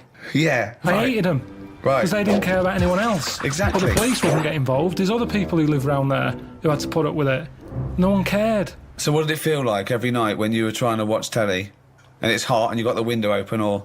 No, you could just hear stuff, and you know, it's that thing of you get a lot of tourists in London, so they're talking. It's not even as if you can listen in to what they're saying and have a view on their opinion because they're foreign. Would that be entertaining for you? Well, yeah, because if you can hear what people are saying, you go, oh, yeah, that's a good Switch the point. telly off. Oh, you know, there's some I sort don't of... want to hear anyone talking. But isn't it your own fault for living in central London? Well, not really, because it wasn't always like that. I'd been there years, and then all of a sudden, you know, good fellas turn up. They sat down there making a racket. What can you say to them? You call down, they can't hear the phone ringing. But it's louder, I think it is louder abroad than it is here. Whenever I go away on holiday, I always notice that it's always a couple of decibels higher. Really? Always. Like the sound of bird noises and that are louder abroad. Because they're trying to get a nut above the noise of the noisy people. No, that's not true. They are. When I was in, where was I? Menorca or something. It was like lying there. If it wasn't a noisy local, it was the people in the villa next door. If it's not them, they suddenly collected the bottles from the bottle bank. That's a nice noise when you're just relaxing. The bottle bank. Pop that there where the villa is. So that was a racket. There was always there was just so much noise. Animals, creatures, You can't escape. It's the one thing you can't escape, noise. Your ears never turn off. No. They're always there. But I've told you before, wear earplugs if you have to. I don't like it. But he doesn't like. He says he can hear the sound of his own art. Well, there's always a sound. Like your eyes, you can close them. My eyes close all the time, and if I don't like the look of something, Yeah. no, but Yeah. if I don't like the look of something, they close before even I've thought about if I want to see it or not. What do you They're mean? ahead. What do you mean exactly? I just mean if I see something on the telly or like one of those casualty programs or something, Yeah. it's like my eyes know that I'm not going to like the look of it. But no. So they you're- close no, quicker. No. My ears, they seem to be interested in everything. Even though I'm not. What mean is, you can't close your ears. Yeah, you that's can't. what I'm saying. Exactly, yeah. You can't, you can never... So that's why I like the idea that your eyes are closing when you... Oh, I was watching that. Yeah, what are you doing, have your eyes ever closed something that you're going... No, they normally get it right. Your eyes aren't making any decisions. You're making decisions. You turn away because you don't like seeing something. You don't turn away and then you're going, what was that? And your eyes going, you don't want to know. You do not know. You don't want to know. I'm just saying anyway. Lovely pair of tits here. Oh, I just mean noise pollution. It's the one thing you can't escape. But the thing about law and order is, you don't have to take it. You can combat being wronged. It's not just punishment or retribution. It's justice. You want to know that you're valued. this is a big issue, isn't it, Rick? Is one life more important than another? If you've transgressed in a terrible way, you've murdered or raped, whatever, and I say I'm going to put you to death. Well, this is an interesting argument, isn't it? Whether capital punishment. I don't agree with execution. Carl, where do you stand on the tricky issue of capital punishment? You've given it some serious thought, I imagine. So what, you asking me, like, should he be on death row? Well, should someone flip the switch, send him to his death in the electric chair?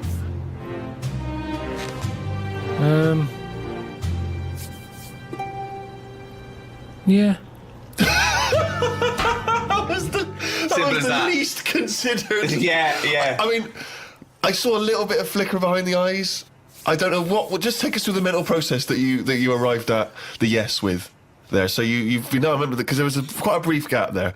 I just was thinking, it's not a nice job if you work in there and you've got to flick the switch. Right. But I was wondering if it's possible to just do it so it's linked up to someone's switch. What do you mean? When they put the lights on something. So it's like sometime tonight when the sun goes down and people start putting the lights on in their house, it could happen. But we don't know what household. They might be away on holiday, so you might get an extra 2 weeks. But at least that way, because for me... my point is, you do agree that someone should be put to death for a terrible crime, do you? You've got to have something there to stop them people who don't care, haven't you? Nature's done it in a way with bees. They've gone, we'll give you a weapon, but if you use it, you die. And that's like the bee. They're worried they're going to go, I'm not going to do it. We do, won't we? We have people saying, one, you can't do that. That's step one. Here's the law. Don't do it. But there's a lot of people who go, I'm not bothered about the law. I'm not bothered about annoying people. Yeah, that's true. So for them, at the end of the scale, you've got the chair and you stick the wires on their head and we'll fry your head. And they go, oh, God, I don't want that. I think a lot of those crimes, the deterrent isn't relevant. You know, things like armed robbery, maybe, where it's a risk. What can I get versus what my crime? Maybe then it might be a deterrent. But then, of course, if you start to get a capital punishment for crimes that aren't murdering someone, then that thing brings in you might as well murder them because then you've got more chance of getting away with it. So it's very delicate what you make people be killed for. You've made an interesting and reasoned argument there, Rick. I'm looking forward to hearing the riposte. Right. When I was younger, I used to nick Mars bars. Okay. Right. Now, I did that then, and I knew that even if I get caught, what's the worst that's going to happen? Yeah. I'm not going to go to prison over that. But it was worth nicking because a Mars bar, they were like 45 pence. Sure. A Mars bar was a proper treat. There's a lot going on in there. A lot of chocolate, a lot of caramel. Yeah. Like I say, 45 pence. Yeah. So that was like an advert that went wrong just to the end. They started off good. They go, this bar's good. You go there. Mars bar's a lot in it. It's like, oh, good, keep going. Yeah, it's got caramel. It's like, yeah. But it's 45 pence, which is too fucking much. So fucking nick it. You're gone. But when I was younger, that was worth a risk because I knew that I'd be getting something worth 45 pence for free. You weren't going to get the electric and chair. I wasn't going to get done. So the stakes were high, the risk were low. You mean the stakes were high, the risks were low? I think he's just trying to sound cool. The stakes weren't high. The stakes are what can happen to you, and the risk. The stakes and the risk are the same. The risk is the stake, okay? Yeah, unless you're nicking meat from a butcher's, then the stakes are high and the risk is low. I don't know what the fuck you're talking about, but what you meant was It was the worth gain the was risk. high. The gain was high. Yeah, The gain was high. Yeah, the risk was low. Yeah. But no, it wasn't, was it? Because 45p isn't a lot unless you're It a is kid. when you're a kid. Most of the time, I didn't want to say which shop it was that I nicked it from, but it's where I did my paper round. Now the thing is, So you're nicking from your own boss? but listen, I used to wake him up. that I helped is him terrible. run. No, because I. That is terrible. This is awful. That Go is- on, hang on. I that want to is hear. really I want to hear him bad. rationalise his Because that terrible sweet crime. old man who used to give... He's not an old man. I used to go around and Sweet wake him old up. man. Right, he hated running that place. Right. If anything, I'd say I was his best asset. Well, not really. Yeah, Because I don't You know were what... nicking from him. You were Yeah, thieving from him. I don't doing know how that much he business. made on papers, but he'd probably go 45p profit. Hold on. They got their papers really early because I got up early. Yeah. I used to go round to the Well, you know, shop at Mars a 4:30. day helps you work, rest, and steal. So I used to go round there, wake him up. He'd be like, "What are you doing round here so early?" Don't know. I'm just hungry. What? I'm just hungry for work. No. Oh well, good boy, Pip. I'm just going to turn away a minute. Yeah. While you stand there in front of the confectionery. I'll turn away now, and I've looked back now, and it's the papers. And thanks so much, Carl, because you're a lovely He's like kid. an honourable and trustworthy Yeah, I guy. can't really afford to. I've been betrayed so many times. That's why Yeah. my lovely wife's no longer with me. You know, she ran off with Ken. Yeah, but I mean, at least I've got a friend. At least you've got one young You turn friend. up early. Oh god, it's brilliant. Oh, and Carl, keep a lookout because Someone's been nicking Mars bars. Yeah, I know it's not you because I trust you implicitly. And by the way, Carl, why don't you take a Mars bar for free? Oh, thanks. Well, that never happened. All right. Stingy. So I'm getting 50 pence a day for delivering papers, but I needed the energy. Right. Now, if I spent my 50p on a Mars bar, Yeah. 5p profit a day, it's not worth it. No. So help yourself. I knew I was doing a good job for him. No. There we go. Help yourself. No. So help yourself. That doesn't follow. So help yourself. Get another job. Leave that job. Negotiate a pay rise. Not help myself. That doesn't go. That's ridiculous. Where does it stop? If you worked in a nuclear power plant, well, they're not paying me much. Have a look at your bit of uranium. A lovely little bit of uranium. Yeah. I do. That's a strange analogy, Rick. Some left straight from a bloke nicking stuff from work. So he works in a power plant, he's having himself a bit of uranium. What's he doing with the uranium? Well, you know, Mars a day and all that, and that's for energy, and so's uranium. But more energy than a Mars bar. Yeah. A lot of the laws of the land are from the Bible. I mean, that kicked it off. I mean, there was laws before, obviously, and there were different gods before this one was invented. But let's have a look at the 10 Commandments. Oh, yeah, sure. I'm just going to go through. Just going to go down these, see which ones I commit. Thou shalt have no other god. I don't have any god, so I haven't broken that one. 2, craven images. No, I don't have any craven. I don't accept there's a god. 3, thou shalt not take the name of the Lord. Again, I don't take his name in vain because I don't believe he exists, so I'm fine there. Remember the Sabbath. I always remember Sunday. I know I've got a calendar and everything, so I haven't done that one. Honour thy father. Yeah, I do that. I've never committed adultery. Don't do that. Ever killed anyone? No, never killed anyone. Don't steal. I don't lie, and I don't covet. So I am an amazing Christian. Pretty clean. Yeah, you're a pretty clean living guy. Wow. There you go. Well, whereas, I don't know, Carl, have you ever... What's your view? I still open like post that isn't for me. Why do you open other people's mail? But it's just a fella called Bruce who he's the bloke who used to own the flat before me, and I don't know. I started off and I thought, oh, should I pass it on? You know, because when people move, it's a lot of messing about tracking down where they've gone. So I thought, should I just leave them for a bit? And I collected some for a bit. And then there was one that sort of said, this is important on the front of it. So I thought, how important is it? So I opened it. What was it? Was it important? Not really. It was from a tattooist. What did they say? It was just something They about said, it. "Oh, we used the AIDS needle on you.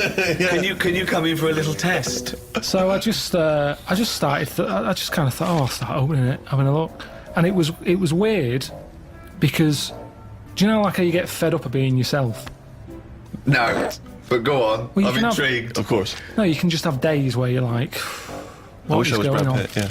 Well, you know, and Bruce Willis in your case, well, isn't it? well, this bloke was Bruce, so I just go, oh, let's see what, you know, if I was Bruce, Yeah. would I be happier being him? Do you know, like how I've said to you before, you never know if you don't feel well because they can't put you in someone else's body to sort of compare. So I think, well, would I enjoy being Bruce more? Sure. And what have you gleaned from Bruce? He's got a tattoo. We know that. There wasn't that much. It was mainly busy at Christmas. A lot of Christmas cards, which were good because I didn't get that many. Yeah. So you put up his pop 'em Christmas, you put up his Christmas cards. What, you had Christmas cards hanging in your flat to have a lovely Christmas, Bruce? Auntie Jean. That's crazy. Well, hang on a minute, because when you put them on your mantelpiece or your shelf or whatever, you're not looking at them every day. It's just a picture of Father Christmas. It doesn't matter who it's to or from. But why have them up at all? Why not just buy some make it a blank? bit Christmassy. You can just buy some blank cards and put them up. Use them every No year. point, I have to. Bruce has got a lot of friends. It was more awkward, right? Because the bloke downstairs, because I used to always collect the stuff for Bruce, I got talking to a bloke who's in the same block, and like he used to see me picking stuff up for Bruce. He'd always say, you know, all right, Bruce. No. You've never told him that you're not Bruce. Well, no point. I have a fascinating tale to tell you, Carl. I think you'll be intrigued. When I do junkets for films in America, I was assigned a security, and I've had security before. I often have security. They just sort of get you in and out of the car, and usually just to control sort of autograph hunters and things. But this time I was given a security, and he came in a suit. He looks about 30. He looked quite unassuming. I thought he was from just a security firm. It turned out that he was actually LAPD, who was doing this for celebrities because he earned more money.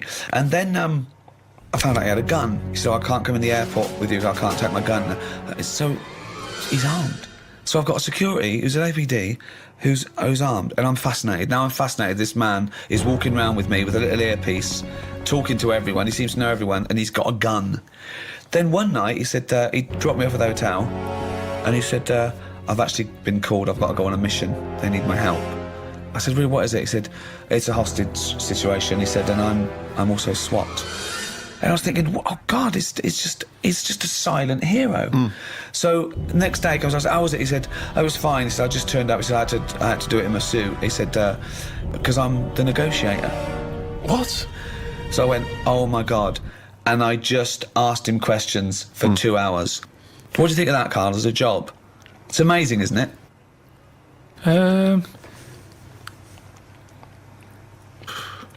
Yeah, I mean, once you've done one, though, it's like any job, isn't it, I suppose? Yeah. Once you've done one. Yeah, Not impressed? Boring. Yeah, No, it's good. Could you and, do it? Do you reckon you could do it? Do you reckon you could negotiate someone out of a hostage situation? Well, I With your think in one of dulcet them tones? things, there's nothing you can do. It's like, it doesn't matter if it goes wrong, because Well, it you does. did your bit. No, it's like being a vet, isn't it? Not really. Not really, because that's Well, it is. What I mean is, you're expected to make the little kitten live. No. There's loads of it. Because I was saying, so he says, I need a car by 5 o'clock, or I'm going to kill someone. He then makes sure that he doesn't kill anyone, but he makes sure that car doesn't come till 5:15. But he's not bothered, is he? If He he's is 15 bothered. minutes late. He is, because he really takes a bit. He empathises with these guys, and he says, no, you've got to understand. No, He but the says- fella in the house with the gun, Yeah. he's not going anywhere. 15 minutes either side doesn't matter. Why is he in a rush? I don't think Carl's getting how Not sure he important, is. how No, amazing. not he sure is. you said Yeah. they make the car 15 minutes late. Yeah. He's getting his car. That Yeah. bloke's not in a rush. He's never going to get in the car, is he? He has to get in their head. But to do that, he says that he has to empathise with them to a certain extent. He has to understand why they're doing it, to talk to them and go, yeah, you've had a bad day. That would send anyone. But he has to get their trust. Carl, try and talk me out. You think it's that easy? Right, I've got a hostage situation, right? They go, there's only one person we can ask for. Get me Karl Pilkington. The police know that you're their top man, and there's a guy in here, he's got a gun, he's got a hostage, okay? He's just done a crime. They don't know what to do, okay? Right. You turn up. What's your first question to the... I'm talking to you. Well, no, you got to Right, assess... I'd say, right. I think there's a saying, actually. You say, where's brass? Right? Right. I found that out. I heard that. I overheard that. What's that? It was something. You're wasting time. Who's that bull cunt that's just turned up? I'm gonna fucking kill it. Right, where's Brass? What does it mean? I heard it at school when they. I don't know what the fuck you're talking about. Just you. It means I heard someone use it on the. Well, I don't know what the fuck it means. It All I means know- the top person Right. of the police who are around at the moment. Yeah, well, sure, I'm the fucking top brass here. I've got a fucking gun against this kid's head. Who the fuck are you bald little shithead? Where's my car? What car? I've asked for a car. Where's my fucking car? Am I talking to you now, am I? Yes, you are. Are you the negotiator? Yeah. Right, get me a fucking car. Where do you want to go? Oh, I'm fucking sore from shouting. Throw a phone through the window so I can talk to you over the phone. No. All right, in a minute. Don't ever fucking say no to me. In a minute, I said. Okay. Right, the clock's going. Where's this fucking Right, phone? listen, I've got a just sore hang on a throat. minute. Why are you putting the phone through, you dopey cunt? You want to talk to him? Because I don't want to give you a phone straight away. You said you've got to delay him. No, you've got to talk to them. You shouldn't even demand a phone. You should make sure you've got a phone, you dopey twat. Give him a phone. Right, thanks. All right, how's it going? That's better. Right. Right. Who are you, by the way? Who are you? Bruce. I can't give you them details. Well, you can, because I've got to trust you, dopey sod. Are you police, or just some fucking cunt walking by? I'm a policeman. Right, I don't trust policemen. No, but I'm a bit higher than that. So listen. Oh, don't you tell me I'm laying down the law here. I'm going to shoot someone unless I get a fast car. I've done a robbery. It's all gone wrong. You're after now, but I want a car to the airport. I want a plane standing by. You don't know me, but I do this a lot. Right? And I can tell you that it never works out right. Do you know anyone who's done what you're doing and is now living a happy life? Well, I don't care. I don't care about living anyway. I don't care about living out. I don't care if this goes wrong, because I'm going to shoot the hostage. What's your problem? I'm just... I think you've got the wrong attitude, mate. I think you've got the wrong attitude here. No, but this is... to be honest with you, this was my last week. Why are you telling him that? Because I want to bring him down to my level. Right. What's that got to do with it? Well, you know, I've done this job for a long time. Right. Sometimes I felt like you. I've Right. been, you know, even though I'm on this side, you know, sometimes I feel like, oh, I've had enough of this. Right, well, I haven't enough. But I'll tell you, I don't care about living or dying here. So if I don't get a car to the airport, all bets are off. I'm killing everyone and then myself. So you'll be a big loser. Now you've got to get him to stand near a window. You've got to take him out, because I've got a gun to someone's head. You can't burst in, right? You've got what? Come on, how do you get him to stand near a window? Oh, I bet you're hot in there. Keep going. I am not. Yeah, that's why I've just drawn the curtains and keep away from the window, because the sun's blazing in. It's not too bad away from the window. It's, the sun's gone round the back now. Just come and have a look. It's a lovely evening. Why do you want me to stand near a window? I think just because when you see how nice an evening it is. Worst load of dribble ever. When you see how... Keep going, I'm interested. When you see how lovely... No, you it's that thing. I've heard that if you smile, you feel better. So have a little smile. Think of a happy moment in your life. I'll tell you what a happy moment in my life would be. Putting a bullet through your little round head, you cunt. Keep thinking about that image. Right. And you can see that round head. Just come to the window, I'll show you the round head. That would probably work, actually. What? No, I'm not going to come near the window. You come near the window. You come near my window. Have you come? Are you coming near the window? No, not yet. Where? Delaying it again. Right, I'm coming near the window. Well, I'm going to shoot you if you come near the window, you dopey prat. Well, why? I thought we were getting somewhere here. No, I'm going to shoot you. I've conned you. I've negotiated you to come near the window, and I'm going to shoot you in the head, you prat. Well, I'll just leave then.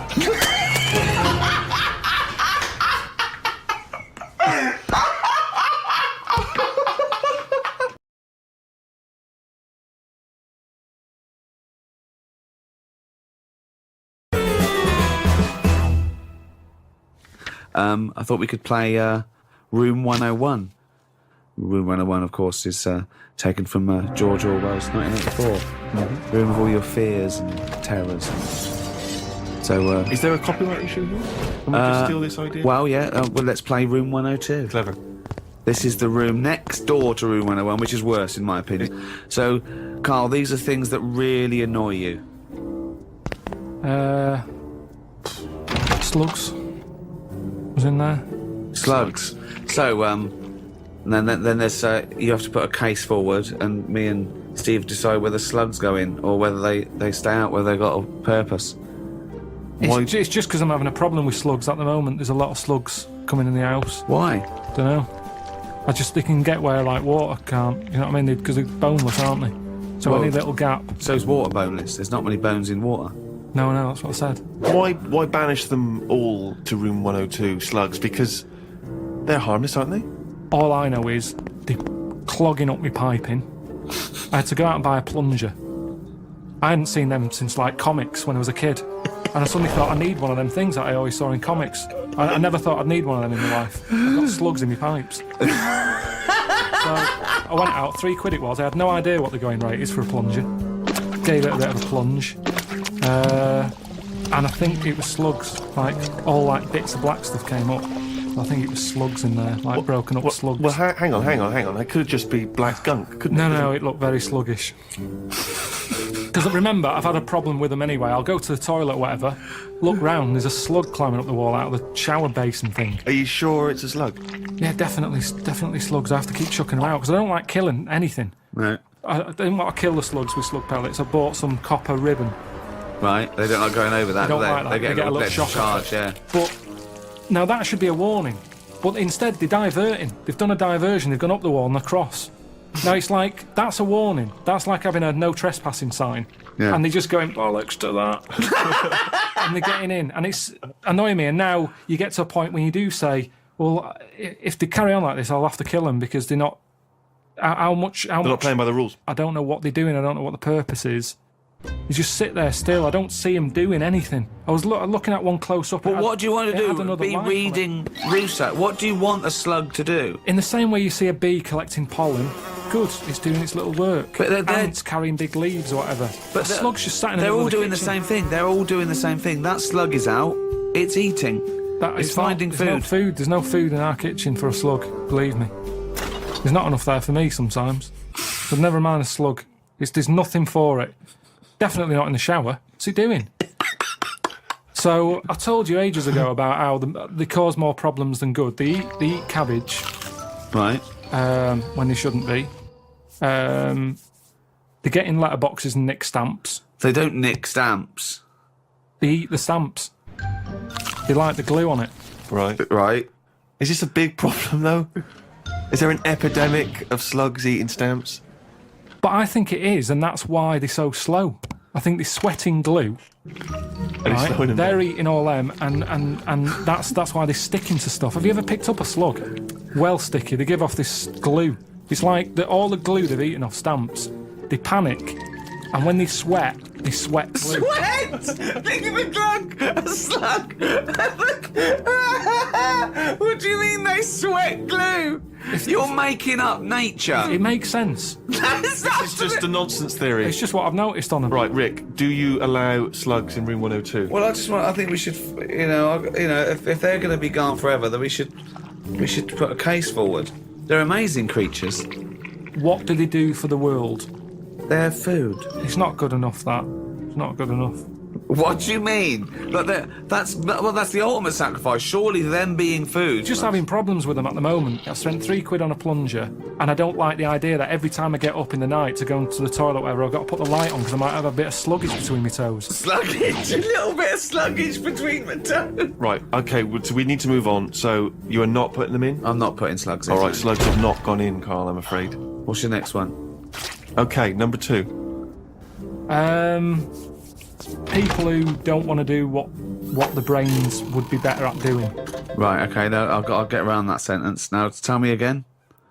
Brains that don't want to do what their owners are good at. So now it's the brain's fault. Can you just expand on that point, please, KP? Do you know, people decide what they want to do, Right. don't they, for a living? Mm-hmm. but sometimes they're not good enough. Right. You mean they have a dream and they can't fulfil it because they haven't got the skill or... Yeah, but that doesn't mean they're not good for anything. No. It's just that they haven't unlocked the thing that they're good at. They want to go Well, at of course. So I mean, there's much bigger issues there that the poor working class people don't get the same opportunities. When you're worrying about whether you're going to live through the next few days, you don't start thinking, I wonder if I can play the cello. Can I refer you back though, Rick? You've made an interesting point there, but I fear that's not exactly what Karl was saying. I don't think that his point was quite that profound. Yeah, that's kind of what I meant. Yeah, I don't know. There was something to do with the brain not allowing its owner. Yeah, because that's the bit that annoys me. Fair enough if a brain hasn't decided what it wants to do, because you. What is this? Let him finish. God, this thing about the brain. Shut up. Because it hasn't found its destiny type thing. A brain but hasn't found its destiny. when someone is good at something and they know the brain is good at something, but then they don't want to do it and they want to go off and do something else. Now they say in this country the problem is we haven't got enough tradesmen. Right. We don't have enough plumbers. Right. There's enough plumbers' brains. I don't know what the fuck that means. Shut up. What are you talking about? Shut up. Let him please finish. Because This is like beds and pillows brains have not changed over the years. The brain is exactly the same. But it's the owner of the brain that's in charge. The brain could be going, I want to go for a walk. But if your body's too lazy to get up and go and see the stuff, the brain isn't going to get what it wants. It doesn't make sense, Karl. All right, You are imagine your this. brain. All right, let's go to the extreme. People with no legs who want to be swimmers. Don't be stupid. Oh, God. Oh, God. I'm so annoyed. Is this a big problem? It's madness, isn't it? It's mad that the brain wants to do that so much. The brain's in the wrong body almost. Yeah. Are you with me? No. A plumber who can plumb is annoying when he jacks it in as a living because there's other brains who can't do plumbing. They don't get their head round it. This means I don't know what you're putting in room 102 because you're saying it's like this brain's wandering around looking for a body and it goes, I'll choose that body. Hang on, this body doesn't even want to do some plumbing. It's a matter of taste. It's just a matter of taste. I'm not putting the brain in. It's just people. If I had a really good skill, I'd hope that I'd use it. So people who don't fulfil their own potential. Is that a better point? Yeah, that's what I meant. Who am I talking to now, Karl or his brain? We're both listening. Well, I will put in people who don't fulfil their full potential. Slugs are safe. What's your next thing to try and get in room 102? It's a tricky one, this. Go on. It's people who think that humans are special. Do you know what I mean? But you think that? No, I don't. I don't think humans are special. I think some of us are. Look at it like this. You see, we think we're important because we just do. Well, I don't, but some do.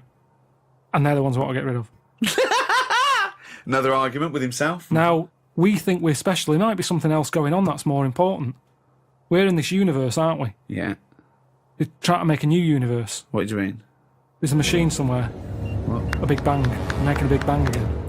Right, well you've got that completely wrong, but sure. They're not trying to create a new world. They're trying to recreate the conditions that happened at the beginning of the Big Bang. All right, so the world completely came different. But the world came from the Big Bang. Yeah, they're trying to recreate the conditions so they can test and they can experiment to see the conditions before. So why are they doing that? Who's allowed that? This is what annoys me. It's because humans think they're special. Oh, who made the Big Bang? Oh, I'd like my name on that. I want to claim it. Why do people always want to better someone else? It's happened. Let them have it. Okay, right, okay, Karl, you're in charge of the world now. You are you're all-powerful. You're like a god, okay? You can do anything. You call all the scientists, and they go, what do you want of us? Oh, orange-headed one. What the fuck do you want of us? Right? What do you want them to do? Go. What do you say?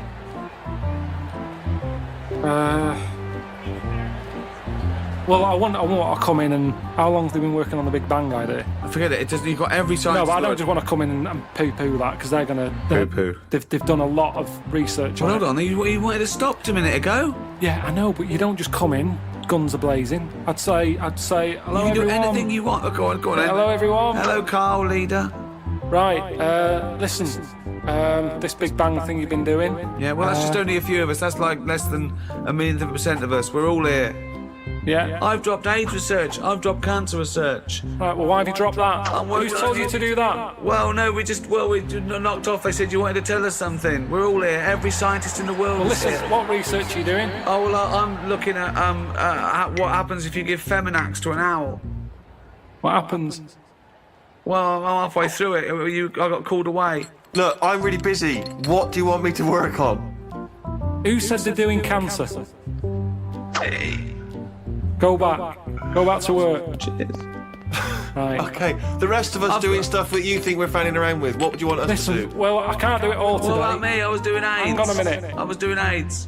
You just wait a minute. Right, okay, why does cancer get to go back? Are you saying that cancer's a bigger problem than AIDS?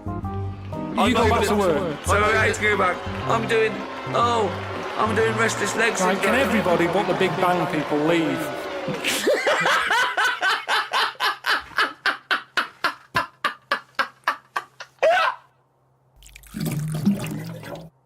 Tell you another problem that I've worked out. It might make a slight difference on fat people. Don't put a light in a fridge. Because that's just at night when they get peckish. They can see everything that's in there. Don't put the light there. You don't need a light in a fridge. There's no lights in other cupboards. Yet where there's food, it's like fatties getting up at 4 in the morning. What can it have? What's that at the back? Get rid of the light, they'd eat less. There might be some logic in that. That's interesting. Well, what's it there for? Tell me what that light is there for. They say turn off your standby light, yet you've got a light in your fridge. Well, no, it is showing turned you off. where tomatoes You is. know, or but it's turned off chocolate. when you shut the light's not on when the door's not open. Yes, but a fat person who's always got the fridge door open. So what are you saying, in a way, is that the free market, capitalism being what it is, which has allowed companies, food manufacturers to make them more full of more salt, more fat in order to attract you, in order to make more profits, is actually resulting in obesity? I was in a cafe, right? I normally like to go in there, and I might have beans on toast, Cheese on cup top. of tea. I might have a bit of cheese. Yeah, cheddar on top. Only if they offer. I sometimes sort of think I shouldn't have it, so I'll only have it if they say, "Do you want cheese?" Oh, okay. And then it's down to their problem. Do you know what I Yeah. mean? It's kind of like they made me have that. Yeah. So anyway, I'm sat in there. This little fella, I'd say he was from like Africa or something. Came in, he had a little top hat on, suitcase, and red jeans. Dead happy he was. I think he just turned up to London. It's his first day out, and he's probably thinking, "I can't believe me. Look at the choice here." Anyway, the difference was. All conjecture. Yeah. Is All it- hypothesis. Yeah, The go on. difference was he went in and he said, "Have you got any porridge?" He asked for 2 bowls for the price of 1. It was a little bit of a kerfuffle. Yeah, a little bit, because he couldn't understand why. You've got loads of porridge, give me 2 portions. But what I found interesting is he didn't want to go for the donut or the pastry, because in his country they don't have it. So food where he's from is for what food is for, isn't it? Giving you energy. Yeah. Here it's not about that, is it? No. You go, "Oh, I'd love a little muffin." So I just found it interesting. That's all my point is, that he could have anything. He's come over here. He's in London. He's got loads of stuff on offer. He still wants his porridge. Do you think that... Well, firstly, do you think perhaps he had travelled from the past in some kind of time machine? But secondly, do you think that now that he'll have his first taste of a donut, won't he, or a pain au chocolat, do you think he'll get the taste of it next time you see him? Well, maybe that's how it let works, those isn't it? I mean, trousers out. why do I like? Next time I walk in there, I go, "Hello, usual." No, shove the porridge. I want a donut. That's what happens, isn't it? It's all about a mixture. You need a mixture in your body. You need to have, like I've said to you before, I get an urge for things that I don't even know about. Do you know what I mean? What, like what? Anything. The one that always surprises me are plums. Because I shouldn't get an urge for plums. I don't like them enough, but if I pass them in a supermarket, I go, "I haven't had one of them for a bit." Yeah, I think you need that. And I go mad. I'll eat a full packet in a day. I'll eat like 6 and get bellyache and that. And I know I shouldn't overdo it with them. But it's just like my body... He's like a creature, isn't he? My body just calls out for stuff. It doesn't, Carl. No, he feels that way because I wouldn't normally buy them. My favourite fruit, I like an apple, love a banana. I've got into blackberries. Yeah. Quite expensive, but a bit of a treat. I think there's plenty of fruit out there. Bananas, apples, oranges. We've got plenty of fruit. They can't get rid of fruit quick enough. There's loads of stuff with fruit in now. Shower gel with kiwi in it. I'm telling you, they can't get rid of it because it's too much. So they just go, "What can we do with all this stuff? Let's stick it in there." Orange juice. I had orange juice sort of cordial. Yeah. Tastes a bit weird, isn't it, orange? sneaked a bit of pineapple in. Orange and pineapple. You can't get rid of the stuff. I'm a big fan of the Satsuma. Easy to peel. What I don't like is the big oranges. You have to peel them. You get it on your. You They're the know. ones I eat when I'm in the bath. It's just easy, So you right? just dunk under the water afterwards, It's and a you're bit of a clean treat. again. If I'm going to have a bath, Yeah. then that's what you do. So it's 2 treats. It's an orange and a bath. I mean, that's amazing. That's an amazing thing to look forward to. Don't you think you've blown that for when you're old, when you're 74, and they go, I tell you what, Carl, lovely treats, a bath and an orange. Done it. I did it when I was 36. So, have you heard Desert Island Discs? Yeah. Good, let's do that. Right, forget the 8 records. We Well, hang can't on, play them for- anyway. We can't play them anyway. I know, but for people in other countries, they may not be familiar with Desert Island Discs. Oh, it's a program. It's a real national institution here. They get, you know, prime ministers and leaders of men and really eminent people to go on, and you talk about your life, and you choose your 8 favourite tunes. You take a luxury item, and you're allowed to take any book. I did it, and I took a book. I think a tabletop book of art. Why would you take that? Oh, you can't take anything that's useful. It's just, you know, it's and your luxury item. You can't. I took a vat of Novocaine. I thought if I get toothache, I'm sipping on that till I die. If I'm stuck here with nothing to do, I've got 8 records. I'm gonna be sick of them. That's the thing. I'm looking at art. At least I'm looking at something, you know. What book would you take, Carl? Well, I wouldn't take an art book anyway. I know that. Right. Okay. Because So come on you're in. gonna get One sick book. of it. You're going to get sick of. Right. One book. You can't get sick of art either. You can. Okay. You can. You can have a brilliant picture on your wall, but eventually, remember what I've said to you. Your eyes get bored of anything. I don't remember him saying that. I think I blanked out. I think he came in one ear, straight out the other. Well, that's why relationships break up, isn't it? Because the eyes get sick of looking at that other person, and you go, "My eyes want to change." That's what it's all about. Me eyes want to change. Okay, come Sorry, on, love. Fucking hell, choose a book to I'd take. probably take a dictionary or something Oh, like that. that's ridiculous. Why? Why would you take a dictionary? Just because I'm not that good with words. But why do you want words for? You're not talking to anyone anymore. You don't have to worry about the vocabulary. You have to worry about... Oh, But there'll be a lot Beatles of talking to yourself, probably. It'd be nice to sort of Oh, so interest you're me. going to bring yourself up on your grammar, are they? You're talking to yourself and you go, oh, Carl, you're an idiot. You don't say it like that. Let's Well, if look you've up. got to talk to yourself, it'd be nice to have Why are you someone- talking to yourself, you maniac? Because there's no one else about. Yeah, but you don't open your mouth and actually verbally talk in order to talk. But also, what does it matter if you've got a dictionary or not? Who's arguing with who? Because sometimes I feel frustrated when I can't get my point across. But it's just you. Exactly, already that's know even your more point. annoying. So- Look how so- you're getting annoyed now. You're annoyed with me because I can't explain what I mean. Yeah. I don't want to be annoying myself. Why would you be annoying yourself? But you'll already understand your point. You don't need to vocalise No, it. sometimes I think through what I'm saying. And Yeah. I think, does that make sense? And sometimes I'll go, no, it doesn't. And I'll go, why is that?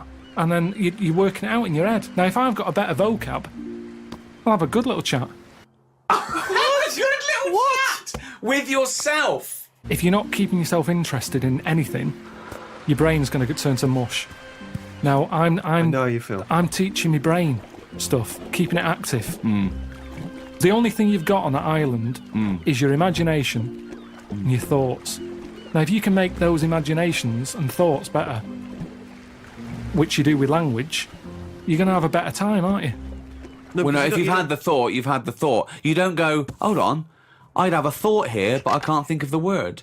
you don't think in language in that same way, do you? Really, you think more conceptually. When someone came up, guess what? I've just found the cure for... Oh, I can't think of the word. What? it, I won't I've risk just it worked anymore. out the cure for... I can't think of the word. Let's look it up. What is it? Cancer. No, but just to think, language is a powerful thing, isn't it? Yeah. Oh, he's run out of words. You see, this is what I'm saying. It's sometimes difficult for me to get my point across with what I mean. Yeah, but that's fair enough if you're communicating, say, in this environment, and it's, dare I say it, perhaps a shame that you didn't read a dictionary before we started doing the broadcasting. But anyway, you've waited here on a desert island with no motherfucker around. Well, no. Well, I think by then, by the time you get shipwrecked, there would probably be a few more entries to the dictionary. Grippage, foodage, rummaging, replenishing. So what? All words are made up. Orange. One day someone went, what? He's got a head. It's got a head like He's something. got a I head don't of think what? it It's got a head like a fucking what? I don't even know what. He's got a head like a fucking what? And the other thing is, say if I am captured, By who? What? By who? By a boat, that's passive. Why are you Captured? captured? You mean saved? All right, saved then, yeah. Okay. If I'm there you go again, you see. I went for captured instead of saved. You're captured by some pirates. Talking to anyone, Carl, in your head, it didn't matter. You knew what you meant. When you sat there on that desert island, you thought, oh, if I'm captured by a boat. They didn't come over and go, hi, Carl, we've come to save you. You wouldn't go, well, no, I don't want saving, I want capturing. I go, right, sorry, wait for the next boat. It didn't matter. You knew what you meant. You'd go, help, and you'd get on the boat. Do you think in words that you don't use? You've only got yourself for company. Yes, but you if don't... you bore yourself, what's the point? What is the point, seriously? But how are you going to... What, so you think you're going to read that dictionary and you're going to be better company? Because you're going to be impressing yourself with longer words. You're going to go... If a boat passes and they go, there's a fella over there on that island, let's go and get him. Now, the way I am at the moment, they'd go, you all right? And I'd go, you what? And they go, oh, don't stop. Where... Imagine that! Whereas if I sort of say something with a big word that I can't think of right now, they'll go, oh, who's that? He sounds like he knows his stuff. Yoo-hoo! Anti-disarmamentarienism! Get him on this boat now! We must have that wit! All right, you get... Come through! But then I'm on the news and they go, oh, Carl, what was it like on the island? And I can start saying stuff. I can't... It was scramfarious! No, but then I think it makes it more interesting, whereas at this moment in time, I'd struggle telling them what it's like. I like the idea of you trying to educate and better yourself. I love the idea. But do it now. But there's so many other books. If I'm stuck with one... Okay, the dictionary. You've got a dictionary. What's Fine. your luxury item? What's your luxury item? Quick. Let's get off this island. Come on. What did you take for your luxury? A vat of Novocaine. Oh, yeah. Some Revels, a big sort of bag. Big bag of Revels. A big bag of Revels. Just for variety. Well, there's no variety particularly in Revels. They're all Joking, chocolate, aren't aren't you? they? No, all different. You've got orange ones, you've got coffee, caramel, Malteser. I mean, taking Novocaine isn't great, is it? If you don't get toothache, you'll be going, why don't they bring Revels?